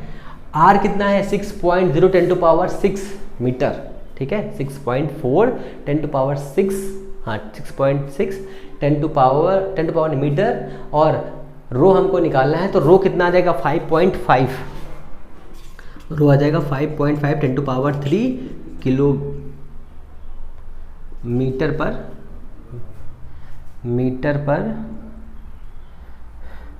नहीं केजी पर, सॉरी केजी पर मीटर क्यूब। आप ये जरा चेक कर लीजिएगा डाटा एक बार, डाटा से पूछेगा नहीं, फिर भी आप इधर चेक कर लीजिएगा, ठीक है। ये इतना हो जाएगा इसका me। अब जो है इसके आगे देखते हैं क्या पूछा है आपके लिए। हाँ, ऊंचाई पे जाने पर जी के मान में और गहराई में जाने पे जी के मान में परिवर्तन। तो ऊंचाई पे जाने पे जी के मान कम होता है, नीचे जाने पे जी का मान कम होता है। दोनों के फॉर्मूले बहुत ही इजी हैं, आप समझ जो है। आगे हम लोग देखेंगे, अभी हमारा रह गया है कैपलर का नियम हो गया है, प्रक्षेप गति हो गई है, न्यूटन का नियम भी हो गया है। अब हम देखते हैं हम लोग उपग्रह की गति और पलायन वेग, गुरुत्व त्वरण, ऊंचाई पर गहराई पर, ठीक है। तो पहले हम लोग देखते हैं इसमें जो थोड़ा सा रह गया था उसमें कि विभव क्या होता है। विभव W/m होता है, फॉर्मूले याद रखिए, उन्हीं से क्वेश्चंस बनेंगे बस।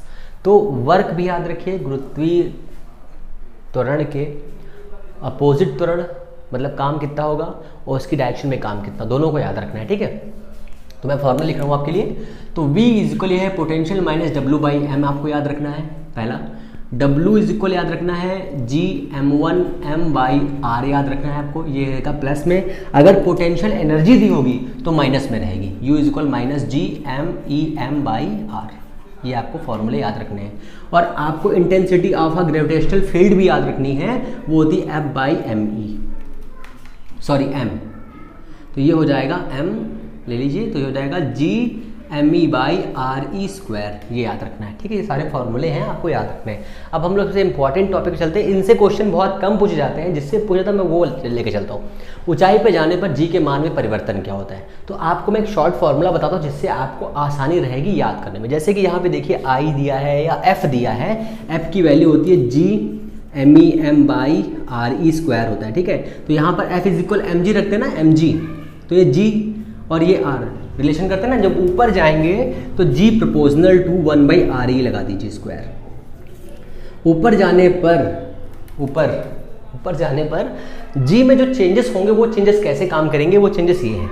तो g प्रोपोर्शनल टू 1/re² तो हो जाएगा g जो एक्चुअल है वो g अपॉन जो चेंज होगा g वो g डैश अपॉन ये हो जाएगा re प्लस h बाई re का होल स्क्वायर। ठीक है, आप दोनों को डिवाइड कर लीजिए, यहाँ से आपको जिसका मान चाहिए उसका मान निकालिए। जी डैश चाहिए, ये बाद का है, जब ऊपर पहुँच गए हैं तब का है। पीछे तरफ बनाना छोटा सा, ये अर्थ है, हम यहाँ पे पहुँच गए हैं, ये ऊंचाई r है, ये हमारी re है। ठीक है, ऐसे करके ये हो गया हमारा। ऊपर जाने पे जी के मान में कमी होती है। क्वेश्चन कैसे आएगा, क्वेश्चन ये आएगा कि अगर हम पृथ्वी के बराबर, पृथ्वी की त्रिज्या के बराबर ऊपर जाएंगे तो जी के मान में कितना परिवर्तन होगा। तो g upon G dash is equal re प्लस h, या h बराबर re करने पर यहाँ लिख दो re बराबर h, मतलब h जितना है उतना है, मतलब जितना re है उतना ही ऊपर हम गए हैं। तो ये कितना हो जाएगा 2h/h का होल स्क्वायर। तो h कैंसिल हो जाएगा, तो हो जाएगा 2 का स्क्वायर। तो g डैश कितना हो जाएगा g/4, मतलब कितना कम हो गया 1/4 कम हो गया। ठीक है, एक क्वेश्चन और बन सकता है कि अगर हम 2 और ऊपर चले जाए तो कितना होगा, 3 आ जाए, 4 आ जाए, 5 आ जाए, कितना आ जाए, सब कुछ हो जाए, है ना। तो आपको उससे याद रखना। ओके, अब आ जाइए नीचे आने के लिए। ये ऊपर जाने के लिए है और नीचे जाने के लिए formula g proportional to re आपको याद रखना है। ठीक है, g प्रोपोर्शनल टू re याद रखना है। देखो डेरिवेशन करने का कोई मतलब नहीं है, जब तक आपको क्वेश्चन आए ना। डेरिवेशन करेंगे 2 घंटे बीत जाएंगे, कोई मतलब नहीं है। इससे अच्छा है कि आप शॉर्ट फॉर्म याद रखिए। ठीक है, नीचे जाएंगे तो re खोदना पड़ेगा ना हमको, त्रिज्या खोदेंगे तभी तो बनेगा ना।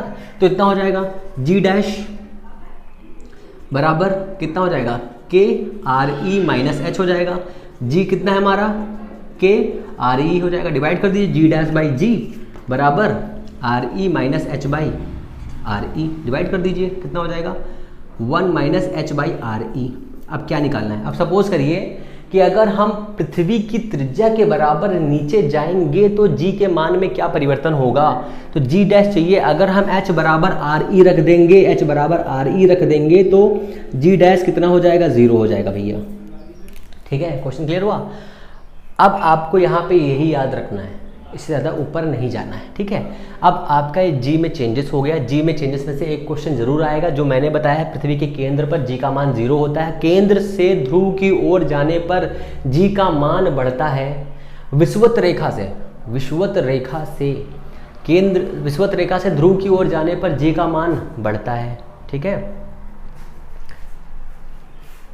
सॉरी, केंद्र से या ये आप समझ लीजिए कि अगर पृथ्वी ये है, ये हमारा है विषुवत, ये भी हमारा विषुवत है। विषुवत रेखा से विषुवत रेखा की ओर जाने पर जी के मान में क्या परिवर्तन होगा। तो विषुवत रेखा से विषुवत रेखा की ओर जाने पर जी का मान पहले घटेगा फिर बढ़ेगा। ठीक है, पहले घटेगा, घटते घटते 0 हो जाएगा, फिर बढ़ेगा तो कितना हो जाएगा, मिनिमम हो जाएगा। ठीक है ना, इतना हो गया। ओके, फिर बढ़ते बढ़ते जी तक पहुंच जाएगा, इतना हो गया। अच्छा, अब इसमें और क्या रह गया, इतने ही क्वेश्चन इसमें से बनेंगे। ठीक है, थोड़ा मैं चाय की सिप ले लेता हूँ, आ गई है। अच्छा, अब इसके आगे मैं सिलेबस देखता हूँ क्या है आपका जरा। उपग्रही हो गई, गति भूस्त्री हो गई, पलायन वेग हो गया। पलायन वेग पे पहुँचे सीधे। उपग्रह की गति, ऊर्जा मैंने बता दिया आपको, वर्क बता दिया, ये बता दिया, पोटेंशियल बता दिया, इंटेंसिटी बता दी, फोर्स बता दिया, ऊपर जाने पे नीचे जाने पे बता दिया, जी का मान परिवर्तन बता दिया, गुरुत्व द्रव्यमान बता दिया, सब बता दिया मैंने आपको। अब है आपका कक्षीय वेग। हाँ, कक्षीय वेग, कक्षीय वेग में आ जाइए। कक्षीय वेग क्या होता है? जैसे कि हम किसी भी सैटेलाइट को पृथ्वी की कक्षा में सेट करना चाहते हैं, पृथ्वी की कक्षा में सेट करना चाहते हैं, तो उसके लिए हमें कितनी वेलोसिटी देनी पड़ेगी। अच्छा ठीक है यार, वो तो बताओ, क्या कैमरा बताओ बंद हो गया, कितनी गलत बात है। चलिए ठीक है, आगे देख लेते हैं। मैंने इसको समझा दिया एक्स्ट्रा, पर फिर भी मैं आपको समझा देता हूँ, फिर भी समझ में आ जाएगा। कक्षीय वेग की बात कर रहे थे हम लोग। कक्षीय वेग में ये होता है mv²/r, ये ऑर्बिटल वेलोसिटी होती है। gmv/re² होता है। इस दोनों को बराबर करने पर यहाँ से वेलोसिटी निकलती है, वेलोसिटी की मान इतना होता है, v/gme/re। और इस re को, इसको समझ लीजिए कक्षीय वेलोसिटी, एक्चुअल कक्षीय वेलोसिटी नहीं, मतलब कक्षीय वेग एक्चुअल में होता क्या है, सॉरी। तो कक्षीय वेग एक्चुअल में जब हम किसी भी ऑब्जेक्ट को या किसी भी सैटेलाइट को अर्थ के ऑर्बिट में सेट करना चाहते हैं, तो उसके लिए हमें एक निश्चित वेलोसिटी चाहिए। वो वेलोसिटी कितनी होती है? तो वो वेलोसिटी होती है vo। वो किसके बराबर होती है? देखिए, यह विकेंद्र बल का फॉर्मूला है। ये अभिकेंद्र का बल जो ग्रेविटेशनल फोर्स है उसके इक्वल कर दीजिए। इक्वल करने के बाद इतना हो जाएगा, पहली बात। दूसरी बात क्या है, इसमें जो वेलोसिटी है वो इतनी होती है। जी एम ई से एम कैंसिल हो जाएगा, तो कैंसिल होने के बाद इतना बचेगा, ठीक है। अब जी एम ई बराबर जी आर ई स्क्वायर हो, तो मैंने पहले बताया था, अभी आपने पढ़ के आया हो थोड़ा सा पहले, ठीक है। तो वी ओ बराबर हो जाएगा जी आर ई, मतलब कक्षीय वेग। अगर हम किसी भी ऑर्बिट को अपनी सैटेलाइट में, मतलब पृथ्वी की कक्षा में सेट करना चाहते हैं, पृथ्वी की कक्षा में सेट करना चाहते हैं, तो हमें क्या करना पड़ेगा? हमें कितना वेग देना पड़ेगा उसे? तो हमें वेग देना पड़ेगा 7.9 × 10⁻³ मीटर पर सेकंड। देखिए, मैंने यहाँ पर आपके साथ खेल किया है, किलोमीटर पर सेकंड दिया हुआ है, मैंने क्या किया 10⁻³ मीटर पर सेकंड बोला है, ठीक है। यहाँ पे किलोमीटर दिया हुआ है, ठीक है। तो आपको ये याद रखना है, आपके साथ ऐसे ही खेला जाएगा, दिमाग लगाया जाएगा आपके साथ में। तो 7.92 किलोमीटर पर सेकंड ये हो गया कक्षीय वेग। इस कक्षीय वेग से 4 पॉइंट ज़्यादा, ठीक है, मतलब 11.2 किलोमीटर पर सेकंड की वेलोसिटी देंगे, तो हमें जो वेग प्राप्त होगा वो वेग कौन सा होगा? वो वेग होगा हमारा एस्केप वेलोसिटी। एस्केप वेलोसिटी याद रखिए, मतलब पलायन वेग कितना होता है? 11.2 किलोमीटर पर सेकेंड। कक्षीय वेग कितना होता है? 7.92, मतलब 92 किलोमीटर होता है। दोनों का रेशियो 1/√2 होता है, या इसकी जगह पर 1/√2 की जगह पर जो है 1.44 लिखा होगा, ठीक है। ये भी आप याद रखिए। अब आ जाइए बंधन ऊर्जा में, बेंडिंग एनर्जी।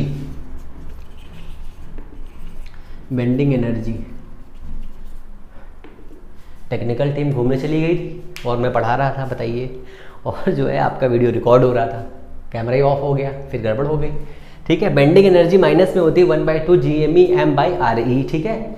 और ये हमारी बेंडिंग एनर्जी माइनस में होती है। माइनस का मतलब ये होता है कि ऑब्जेक्ट रुका हुआ है, फंसा हुआ है, जब तक उसे पॉजिटिव एनर्जी नहीं मिलेगी तब तक वो बाहर नहीं जा सकता, ठीक है। इसलिए आपको ये याद रखना है, माइनस में हो गया। अगर GME की जगह पर हमें ये माइनस दिया, अगर हम इसको इतनी ही एनर्जी पॉजिटिव में दे दें, पॉजिटिव में देंगे तो टोटल एनर्जी क्या हो जाएगी? नेट एनर्जी हो जाएगी जीरो एनर्जी का मतलब ये हो जाएगा कि अब जो है ऑब्जेक्ट घूमने फिरने के लिए फ्री है, ठीक है, फ्री है। तो फ्री हो जाएगा तो क्या करेगा? घूमेगा फिरेगा। तो इसकी जो बंधन ऊर्जा है, जो पॉजिटिव वाली, जो बंधन ऊर्जा माइनस में है, जो एनर्जी हम देंगे वो पॉजिटिव है। तो इसकी वैल्यू के लिए ये क्वेश्चन एग्जाम में बहुत ज़्यादा है कि जो E है वो इसके फॉर्म में हो सकता है कि नहीं हो सकता, मतलब E का फॉर्मूला इसके फॉर्म में हो जाता है mgh याद रखिए आप, mgh मैं यहाँ लिखता हूँ 1/2 mgh, h हो गया, h बराबर re कर दीजिए, सोचिए mgh, देखिए mgh है ना, ये इतना हो गया। अब जो है पलायन वेग वह वेग जिस वेग से किसी भी पिंड को फेंकने पर वो कक्षीय वेग अपनी कक्षा को छोड़ के बाहर अंतरिक्ष में निकल जाए, वापस कभी ना वापस लौट के आए, ठीक है, भाग जाए, मलिहाबाद चला गया घूमने फिरने, बताइए क्या करेगा? समझिए, बहुत दर्द की बात है, खुद को छोड़ के चला जाए, बहुत गलत, ठीक है। चलिए कोई बात नहीं, वो तो देखते हैं। तो 1/2 mv² बराबर GME/m/re हो जाएगा, m से m कैंसिल हो जाएगा, v बराबर 2 GME/re। आपको ये भी याद रखना है, अगर क्वेश्चन में m की वैल्यू दी हुई है, अगर क्वेश्चन में m की वैल्यू दी हुई है तो आप m की वैल्यू को एज इट इज सॉल्व करेंगे, नहीं तो आपका क्वेश्चन गलत हो जाएगा। अब यहाँ पर v बराबर हो जाएगा 2 GRE, इसको सॉल्व करेंगे इतना हो जाएगा 11.2 किलोमीटर, और वो कितना था 7.92 किलोमीटर पर सेकंड। आपको ये याद रखना, दोनों क्वेश्चन में से एक क्वेश्चन जरूर एग्जाम में आएगा। यहाँ से काइनेटिक एनर्जी पूछ सकता है कि कक्षीय वेग की काइनेटिक एनर्जी कितनी होगी। कक्षीय वेग जो दिया है 1/2 mv², तो यहाँ से mv² करेंगे तो कितना हो जाएगा GRE, मतलब काइनेटिक एनर्जी किस पे रिलेट करेगी, आर ई पे। ये भी आप याद रखिए, इससे पिछले साल 2016 में क्वेश्चन बना था कि इन दोनों की जो रेशियो होगा वो कितना होगा। अगर हम रेडियस को जस्ट डबल कर देंगे तो कच्छी वेग जो दिया हुआ है उसको एज इट इज रखे तो काइनेटिक एनर्जी कितनी हो जाएगी दोनों की, ठीक है। ये आपसे पूछा गया था। अब इसके आगे आपको सिलेबस में दिया हुआ है simple harmonic motion. Simple harmonic motion में सिंपल चीज़ें बताऊंगा आपको जो आपके लिए इंपॉर्टेंट है, जो आपके लिए क्वेश्चंस आएंगे एग्जाम में, ठीक है। थोड़ा पानी भी पी लेता हूँ यार।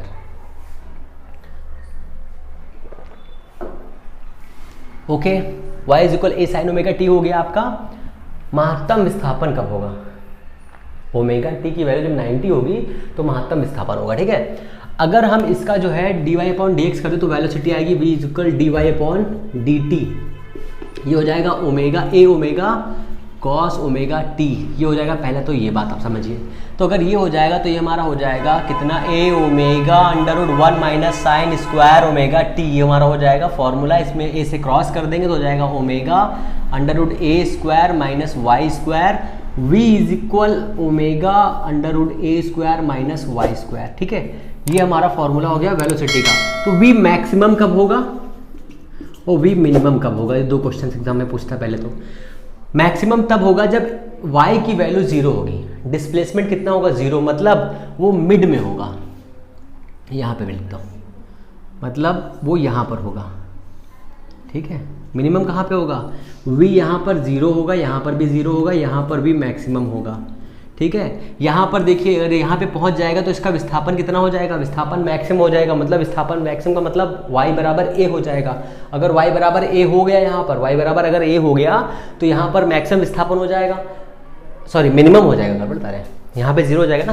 तो यहाँ पर मैक्सिमम है तो ये कितना हो जाएगा, अगर इसकी वैल्यू हम 0 कर दें, y की वैल्यू अगर हम 0 कर दें, y की वैल्यू 0 पर v मैक्सिमम मिलता है तो v मैक्सिमम कितना हो जाएगा, a ओमेगा। और अगर y बराबर हम कर दें कितना a तो v कितना हो जाएगा, 0 भैया हो जाएगा। ये आपका फॉर्मूला है, आपको ये याद रखना है, ठीक है। आप साथ में स्क्रीनशॉट लेते रहिएगा। मैं अभी जो है इसकी PDF बनवा करके टेलीग्राम के लिंक पे डलवा दूंगा, जिससे आप वहाँ से उस टेलीग्राम से आसानी से इसकी PDF जो मैंने पढ़ाया है वो सब आपको मिल जाएगा, ठीक है। इतना हो गया। अब एक्सेलरेशन पे आ जाइए। एक्सेलरेशन क्या होता है इसका फिर से करिए तो हो जाएगा a या अल्फा इज इक्वल माइनस का a omega square sine omega T. ये हो जाएगा तो a और इसका क्रॉस करेंगे तो अल्फा कितना हो जाएगा हमारा, omega square into Y minus का, ठीक है। इसलिए ओमेगा बराबर हो जाएगा हमारा कितना, अल्फा बाई वाई रूट में माइनस का सिंबल ये रिप्रेजेंट करता है कि वैल्यू जो है घट बढ़ रही है, ठीक है। आपको ये भी याद रखना है, ठीक है। तो इतना हो गया ओमेगा अल्फा बाई वाई। यहाँ पर अल्फा क्या है, जी हमारा, जैसे हमने फॉर्मूला पढ़ा था टी इज इक्वल, मैं यहाँ लिखता हूँ T is equal 2 pi L by G पढ़ा था ना अपने फॉर्मूला। हाँ अच्छा, ओमेगा निकालना हमने। अब यहाँ से टी निकालते तो हो जाएगा T is equal 2 pi under root Y by alpha. Alpha यहाँ पे एक्सेलरेशन है, सेम टू सेम आपको यही याद रखना है। यहीं से बहुत सारे क्वेश्चंस बनेंगे, आपको याद रखना है। तो यहाँ पर अब ये हमारा अल्फा दिया हुआ है, अल्फा की मैक्सिमम वैल्यू कितनी हो जाएगी, तो अल्फा मैक्सिमम होगा हमारा कितना, a omega square. Alpha minimum कितना होगा, 0। अल्फा मिनिमम 0 हो जाएगा, ठीक है। अच्छा ये हो गया हमारा। अब इसमें और क्या बनेगा, इसमें 2-3 क्वेश्चन है, मैं ओरल बताता हूँ आपको। जैसे कि पहला क्वेश्चन दिया होगा कि अगर सुरंग एक पृथ्वी के बीच में काल्पनिक सुरंग खींची जाए और उसमें एक पार्टिकल डाला जाए तो वो क्या करेगा, वो ऑसिलेशन करेगा, ठीक है। एक ये हो गया। दूसरा यहाँ पर आ जाइए, जो कहाँ चला गया हमारा फॉर्मूला, टी इज इक्वल, यहाँ पे लिखता हूँ T is equal 2 pi under root L by G. ये जी हो गया, ये टी हो गया, ये आवर्तकाल दिया हुआ है। अगर इस टी को कन्वर्ट करें एन में, मतलब फ्रीक्वेंसी में, तो फ्रीक्वेंसी में फॉर्मूला हो जाएगा 1/2 pi under root G by L. ये फॉर्मूला 2 हो गए। तो इस 2 फार्मूलों में से सबसे इंपॉर्टेंट फार्मूला ये है, सेकंड लोलक के लिए आवर्तकाल कितना होता है, सेकंड लोलक का आवर्तकाल होता है 2 सेकंड। अगर यहाँ 2 रखेंगे तो एल की वैल्यू कितनी आएगी, 6 पॉइंट कुछ या 1.6, ऐसे आप चेक कर लीजिए। यहाँ पे सॉल्व करना पड़ेगा इसकी वैल्यू। एन की वैल्यू इतनी हो जाएगी, एन बराबर 1/2 पाई जी बाई एल। ये हमारा 2 फॉर्मूले हो गए। अब इसके आगे जो है, इसमें हम लोग देखते हैं कि क्या कैसे क्वेश्चंस आते हैं। पहला क्वेश्चन, अगर एल की वैल्यू बढ़ाएंगे तो टी क्या हो जाएगा, बढ़ जाएगा। अगर जी की वैल्यू बढ़ाएंगे तो क्या हो जाएगा, टी कम हो जाएगा। पहला फिर इसके आगे क्या करेगा, अगर हम t को बढ़ाएं तो g में क्या परिवर्तन होगा, मतलब घुमा फिरा के एक ही चीज पूछेगा आपसे, है ना। फ्रीक्वेंसी के लिए आ जाइए, अगर हम L को बढ़ा देंगे तो फ्रीक्वेंसी क्या होगी, घट जाएगी। सिंपल सा फैक्ट है, आप याद रखिए। अगर हम किसी भी डोरी को बढ़ा देंगे, उसकी लेंथ को इंक्रीज कर देंगे, तो उसमें क्या होगा, अगर हम डोरी की लंबाई को बहुत ज़्यादा बढ़ा दें, मतलब बहुत लंबा कर दें, तो उसको घूमने में टाइम लगेगा ना। तो वही चीज़ यहाँ पर है ना। तो ये हमारा इतना हो गया। अब यहाँ पर एक स्प्रिंग के लिए आ जाइए, स्प्रिंग के साथ में आ जाइए। F इज इक्वल kx होता है, यहाँ पर k स्प्रिंग कांस्टेंट है, ठीक है। और स्प्रिंग के लिए जो ऊर्जा होती है वो होती है kx स्क्वायर। ये भी पिछले साल 2016 और 13 में क्वेश्चन इस यहाँ से पूछा गया था, ठीक है। ये और ये प्रत्यानयन बल होता है। स्प्रिंग का जो क्या कहते हैं इसको, स्प्रिंग नियतांक होता है जो वो k होता है, u इक्वल 1/2 kx स्क्वायर होता है। अब एक और स्प्रिंग के लिए फॉर्मूला होता है, जब स्प्रिंग ऐसे लटकी हुई होती है और इस पर एक मास लटका होता है, तो उसके लिए फॉर्मूला होता है T is equal 2 pi √m/k। ये जो है हमारा स्प्रिंग का दिया हुआ है नियतांक, स्प्रिंग का नियतांक दिया हुआ है। इस स्प्रिंग के नियतांक में ऐसे पूछता है कि अगर m की वैल्यू बढ़ाएंगे तो t क्या होगा, k बढ़ाएंगे तो क्या होगा। इस टाइप से 2-3 क्वेश्चन पूछता है, ठीक है। अच्छा, फिर आगे देखते हैं। जो आपका लिफ्ट बचा है अभी, है ना, एक लिफ्ट बची इस यूनिट की। इस यूनिट की लिफ्ट खत्म करके फिर जो है आगे देखते हैं ना। इसमें थोड़ा सा देख लीजिए, और अगर कुछ बता हुआ है इसमें 2 क्वेश्चन आपको याद रखने हैं। इसमें इसका वैल्यू याद रखनी है, T इज इक्वल L/G वाला मामला याद रखना है आपको। यहाँ से अभी इसमें काइनेटिक एनर्जी बची हुई है, एनर्जी आपको बताता हूँ, इसकी एनर्जी और ये इसका ये दिया हुआ ये बताता हूँ, ठीक है। कौन से रंग से लिखूँ, लाल से लिखूँ, हरे से? चलिए थोड़ा हरा इस्तेमाल करते हैं, हरा रंग। किस पे, ये मुझ पे हरा रंग डाला। तो ये हमारा हो गया V की वैल्यू। तो काइनेटिक एनर्जी देखते हैं, काइनेटिक एनर्जी 1/2 mv²। V की वैल्यू यहाँ से ले लेंगे तो ये हो जाएगा हमारा 1/2 mv² बराबर ω², a² - y²। काइनेटिक एनर्जी में पोटेंशियल एनर्जी कितनी होती है, 1/2 mω² y², ठीक है। टोटल एनर्जी कितनी, दोनों का सम होती है, U + k होता है, तो ये हो जाएगा 1/2 mω² a²। ये आपको फॉर्मूले एज इट इज याद रखने और कुछ नहीं करना। बहुत ही सिंपल से फॉर्मूले हैं जिससे आपको इस दूसरा वाला सिलेबस, हाँ ठीक है, आपको ये सिलेबस दिया हुआ ना, ये हमारा हो जाएगा 1/2 mω² a²। दूसरे पेन से लिखता हूँ, दिख नहीं रहा है, बच्चे ने कमेंट किया है, दिख नहीं रहा है। U is equal U + k 1/2 mω² a² हो गया हमारा, ये हो गया। तो ये हमारे हो गई दोनों की एनर्जी। अब आपसे क्वेश्चन कैसे पूछेगा, क्वेश्चन आपसे ये पूछेगा, एक स्प्रिंग नियतांक है K, अगर विस्थापन 1/2 से होकर के 1/3 हो जाए तो काइनेटिक एनर्जी में क्या चेंजेस आएंगे। आपको कुछ नहीं करना है, सिर्फ और सिर्फ फॉर्मूला इस्तेमाल करना है। K is equal 1/2 mω² constant है, a² - y² लगा देना है। दोनों का रेशियो, मतलब विस्थापन शुरुआत में 1 था, बाद में 1/3 हो गया, तो काइनेटिक एनर्जी मतलब गतिज ऊर्जा में कितना परिवर्तन हुआ, ये पहला क्वेश्चन। ये दोनों का अनुपात कितना, ये 2 टाइप का क्वेश्चन पूछ सकता है। तो आपको ये फॉर्मूला लगा देना है, तो मैं बता देता हूँ इसको। K is equal 1/2 mω² a² minus कितना चेंज हुआ है, 1/3, तो हो जाएगा कितना, a²/9, ये चेंज हो गया काइनेटिक एनर्जी। 1/2 mω², ये हो जाएगा 9 यहाँ पर, ये हो जाएगा कितना, 9 × 8 a², इससे कट जाएगा, कितना बचेगा 4/9 mω² a²। ये आपका हो गया काइनेटिक एनर्जी, ठीक है। ऐसे सिंपल से क्वेश्चन पूछेगा, आप आसानी सेकंडों में उड़ा दोगे, ठीक है। सेकंड लोलक पूछेगा तो इसका आवर्तकाल 2 सेकंड होता है, आपको ये याद रखना है, ठीक है। उसके लिए L निकालने के लिए पूछ देगा, पहला क्वेश्चन। दूसरा क्वेश्चन पूछेगा, अगर लंबाई को 2 गुना कर दिया जाए तो अगर लंबाई को 2 गुना कर दिया जाए तो T में क्या परिवर्तन होगा, T बढ़ जाएगा, ठीक है। अब इसमें बचा है लिफ्ट, आपका लिफ्ट, मुझको भी तो लिफ्ट करा दे। तो लिफ्ट में आपको 2 क्वेश्चन याद रखने हैं। पहला क्वेश्चन, ये हमारी लिफ्ट है, चौकोर सी बना देता हूँ मैं, ये हो गया लिफ्ट। इस लिफ्ट के ऊपर हम लगा देते हैं जो नापने वाला तराजू होता है ना, इलेक्ट्रिकल तराजू, वो लगा देते हैं। और उसके आगे जो है हम चिंटू खड़ा कर देते हैं, चिंटू। ये चिंटू का पेट हो गया, ये चिंटू की टांगे हो गई, चिंटू के ये हाथ हो गए, ये चिंटू का खोपड़ी हो गई, ये खुश है बहुत, ठीक है।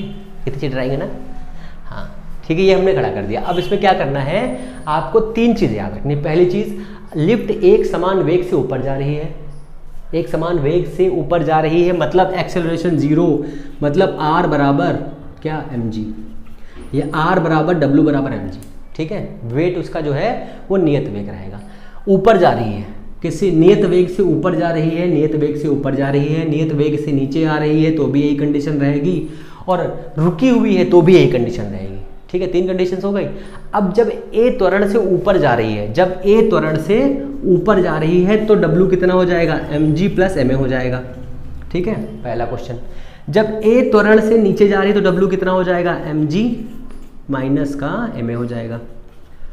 क्वेश्चन 2011 में पूछा गया था कि G और G में, मतलब एक लिफ्ट में एक इंसान खड़ा हुआ है, लिफ्ट A त्वरण से नीचे आ रही है, हाँ नीचे आ रही है, और वो एक गेंद को नीचे डालता है, मतलब लिफ्ट में गेंद को नीचे डालता है, तो बाहर खड़े हुए या लिफ्ट से जस्ट नीचे खड़े हुए आदमी को, वो फर्स्ट फ्लोर से नीचे आ रहा था, तो नीचे खड़े हुए आदमी को जो परिवर्तन दिखाई देगा वो किस में कितना दिखाई देगा, ठीक है।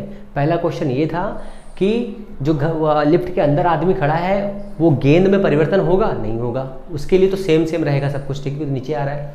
पर जो नीचे आदमी खड़ा होगा उसके लिए क्या होगा, तो उसके लिए जो है दोनों चेंज रहेंगे, ठीक है। जो नीचे खड़ा होगा उसके लिए, मैं क्वेश्चन फिर समझाता हूँ आपको, समझ में मुझे भी नहीं आया क्वेश्चन, तो मैं तो आपको क्या समझाऊंगा। तो ये हो गया हमारी लिफ्ट, इस लिफ्ट में एक आदमी खड़ा हुआ है, ये एक आदमी हो गया,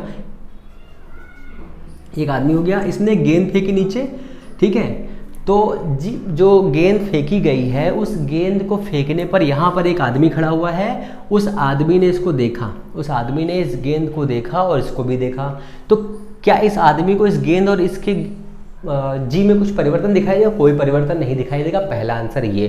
दूसरा, इस आदमी को क्या दिखाई देगा, जो लिफ्ट के अंदर है उसको क्या परिवर्तन दिखाई देगा, बिल्कुल परिवर्तन देगा। कितना परिवर्तन, जी माइनस ए परिवर्तन, मतलब इसका एक्सेलरेशन अगर a है और इसका नीचे जाने का a है, मतलब नीचे जा रही है a से, और इसका g है, तो परिवर्तन कितना हो जाएगा, g माइनस ए, और इसको कितना दिखेगा, g, समझ गए ना। मतलब बाहर वाले को लिफ्ट और गेंद और दोनों आदमियों का जो एक्सेलरेशन होगा वो सेम दिखेगा, और जो उसके अंदर खड़ा होगा उसको दूसरा दिखेगा, ये आपको याद रखना है। दूसरा, इसमें से क्या क्वेश्चन पूछ सकता है कि अगर लिफ्ट का तार टूट जाए या डोरी टूट जाए, रस्सी टूट जाए, तो कौन सी स्थिति पैदा होगी, तो भारहीनता की स्थिति पैदा होगी। ये कंडीशन आपको याद रखनी है, रट लेनी है, सब कुछ कर लेना है, ठीक है। फिर इसमें से ये पूछ सकता है ऐसी कौन सी कंडीशन है जिसमें लिफ्ट में बैठा हुआ आदमी लिफ्ट की छत से चिपक जाएगा, ऐसी कौन सी कंडीशन है जिसमें a का मान g के मान से ज़्यादा हो जाएगा। मतलब जैसे मान लो g का मान 10 मीटर पर सेकंड स्क्वायर होता है और a का मान 15 मीटर पर सेकंड स्क्वायर हो जाए, तो उस कंडीशन में क्या होगा, वो आदमी लिफ्ट से चिपक जाएगा, ठीक है ना। तो ये आपका इतना यूनिट है, 2 यूनिट मैंने कंप्लीट कर दिए हैं, कल बाकी के यूनिट कंप्लीट कर दूंगा। 7 तारीख को आपका एग्ज़ाम है, आप ये समझ लीजिए फुल गारंटी के साथ में जितना मैंने आज बताया है, ये सारा का सारा प्रीवियस ईयर से पूरा का पूरा उठा के निचोड़ दिया है आपको। अगर आप ये पूरा वीडियो सही से देख करके, इसके पीडीएफ्स को सही से पढ़ के आप सब कुछ देखते हैं, तो मैं लिख के दे सकता हूँ कि आप सारे क्वेश्चंस करके आएंगे। इससे बाहर से कोई भी क्वेश्चन मेरे हिसाब से तो नहीं आ सकता, ठीक है। फिर भी मैं गारंटेड बता रहा हूँ आपको कि जो है ये वाला पेपर जो मैंने मैराथन की क्लास दी है, जो क्लास दी है मैंने आपको, इस क्लास में से कम 20 से 25 क्वेश्चन आप सेकंडों में सॉल्व कर ले जाएंगे, ठीक है। और जो दूसरी मैराथन होगी उससे 20 से 25 क्वेश्चन आएंगे, मतलब पूरा का पूरा आपको इस क्लास से सब कुछ मिल जाएगा। टीजीटी अगर आप देने जा रहे हो ना, तो आपके लिए ये समझ लीजिए एक तरह से बिल्कुल ज़बरदस्त, माइंड ब्लोइंग। मैं 4-5 दिन से इसलिए वीडियो अपलोड नहीं कर रहा था क्योंकि मैं आपके लिए ख़तरनाक तैयारी कर रहा था, जिससे आपका जो भी चीज़ है फिजिक्स में से वो सब कुछ इसी क्लास से फंसे। आप ये बात लिख लीजिए, अगर आप एग्ज़ाम देने जा रहे हैं और आपने ये वीडियो देखा है तो आप एग्ज़ाम देने के बाद वापस आके ज़रूर कमेंट करिएगा, बताइएगा मुझे कि जो मैंने पढ़ाया उससे क्वेश्चंस आए या नहीं आए। मैंने जितने भी आपको टॉपिक बताए उन सभी टॉपिक्स में से एक ना एक क्वेश्चन जरूर फंसेगा, मतलब हर टॉपिक से एक क्वेश्चन जरूर फंसेगा। मैंने हर चीज़ जो एग्ज़ाम में आ चुकी है वो सब कुछ उठा के आपको दे दिया है। तो फिर मिलते हैं नेक्स्ट वीडियो में, तब तक के लिए अपना ख्याल रखिए, बिल्कुल तरीके से मस्त रहिए और सही से पढ़ाई करिए, और जो मैंने बताया है उसको सही से दिमाग में रखिए। संकल्प लीजिए कि इस बार टीजीटी में आपका सिलेक्शन हो के रहेगा और डायरेक्टली होगा, ठीक है। फिर मिलते हैं नेक्स्ट वीडियो में। नमस्कार, जय हिंद।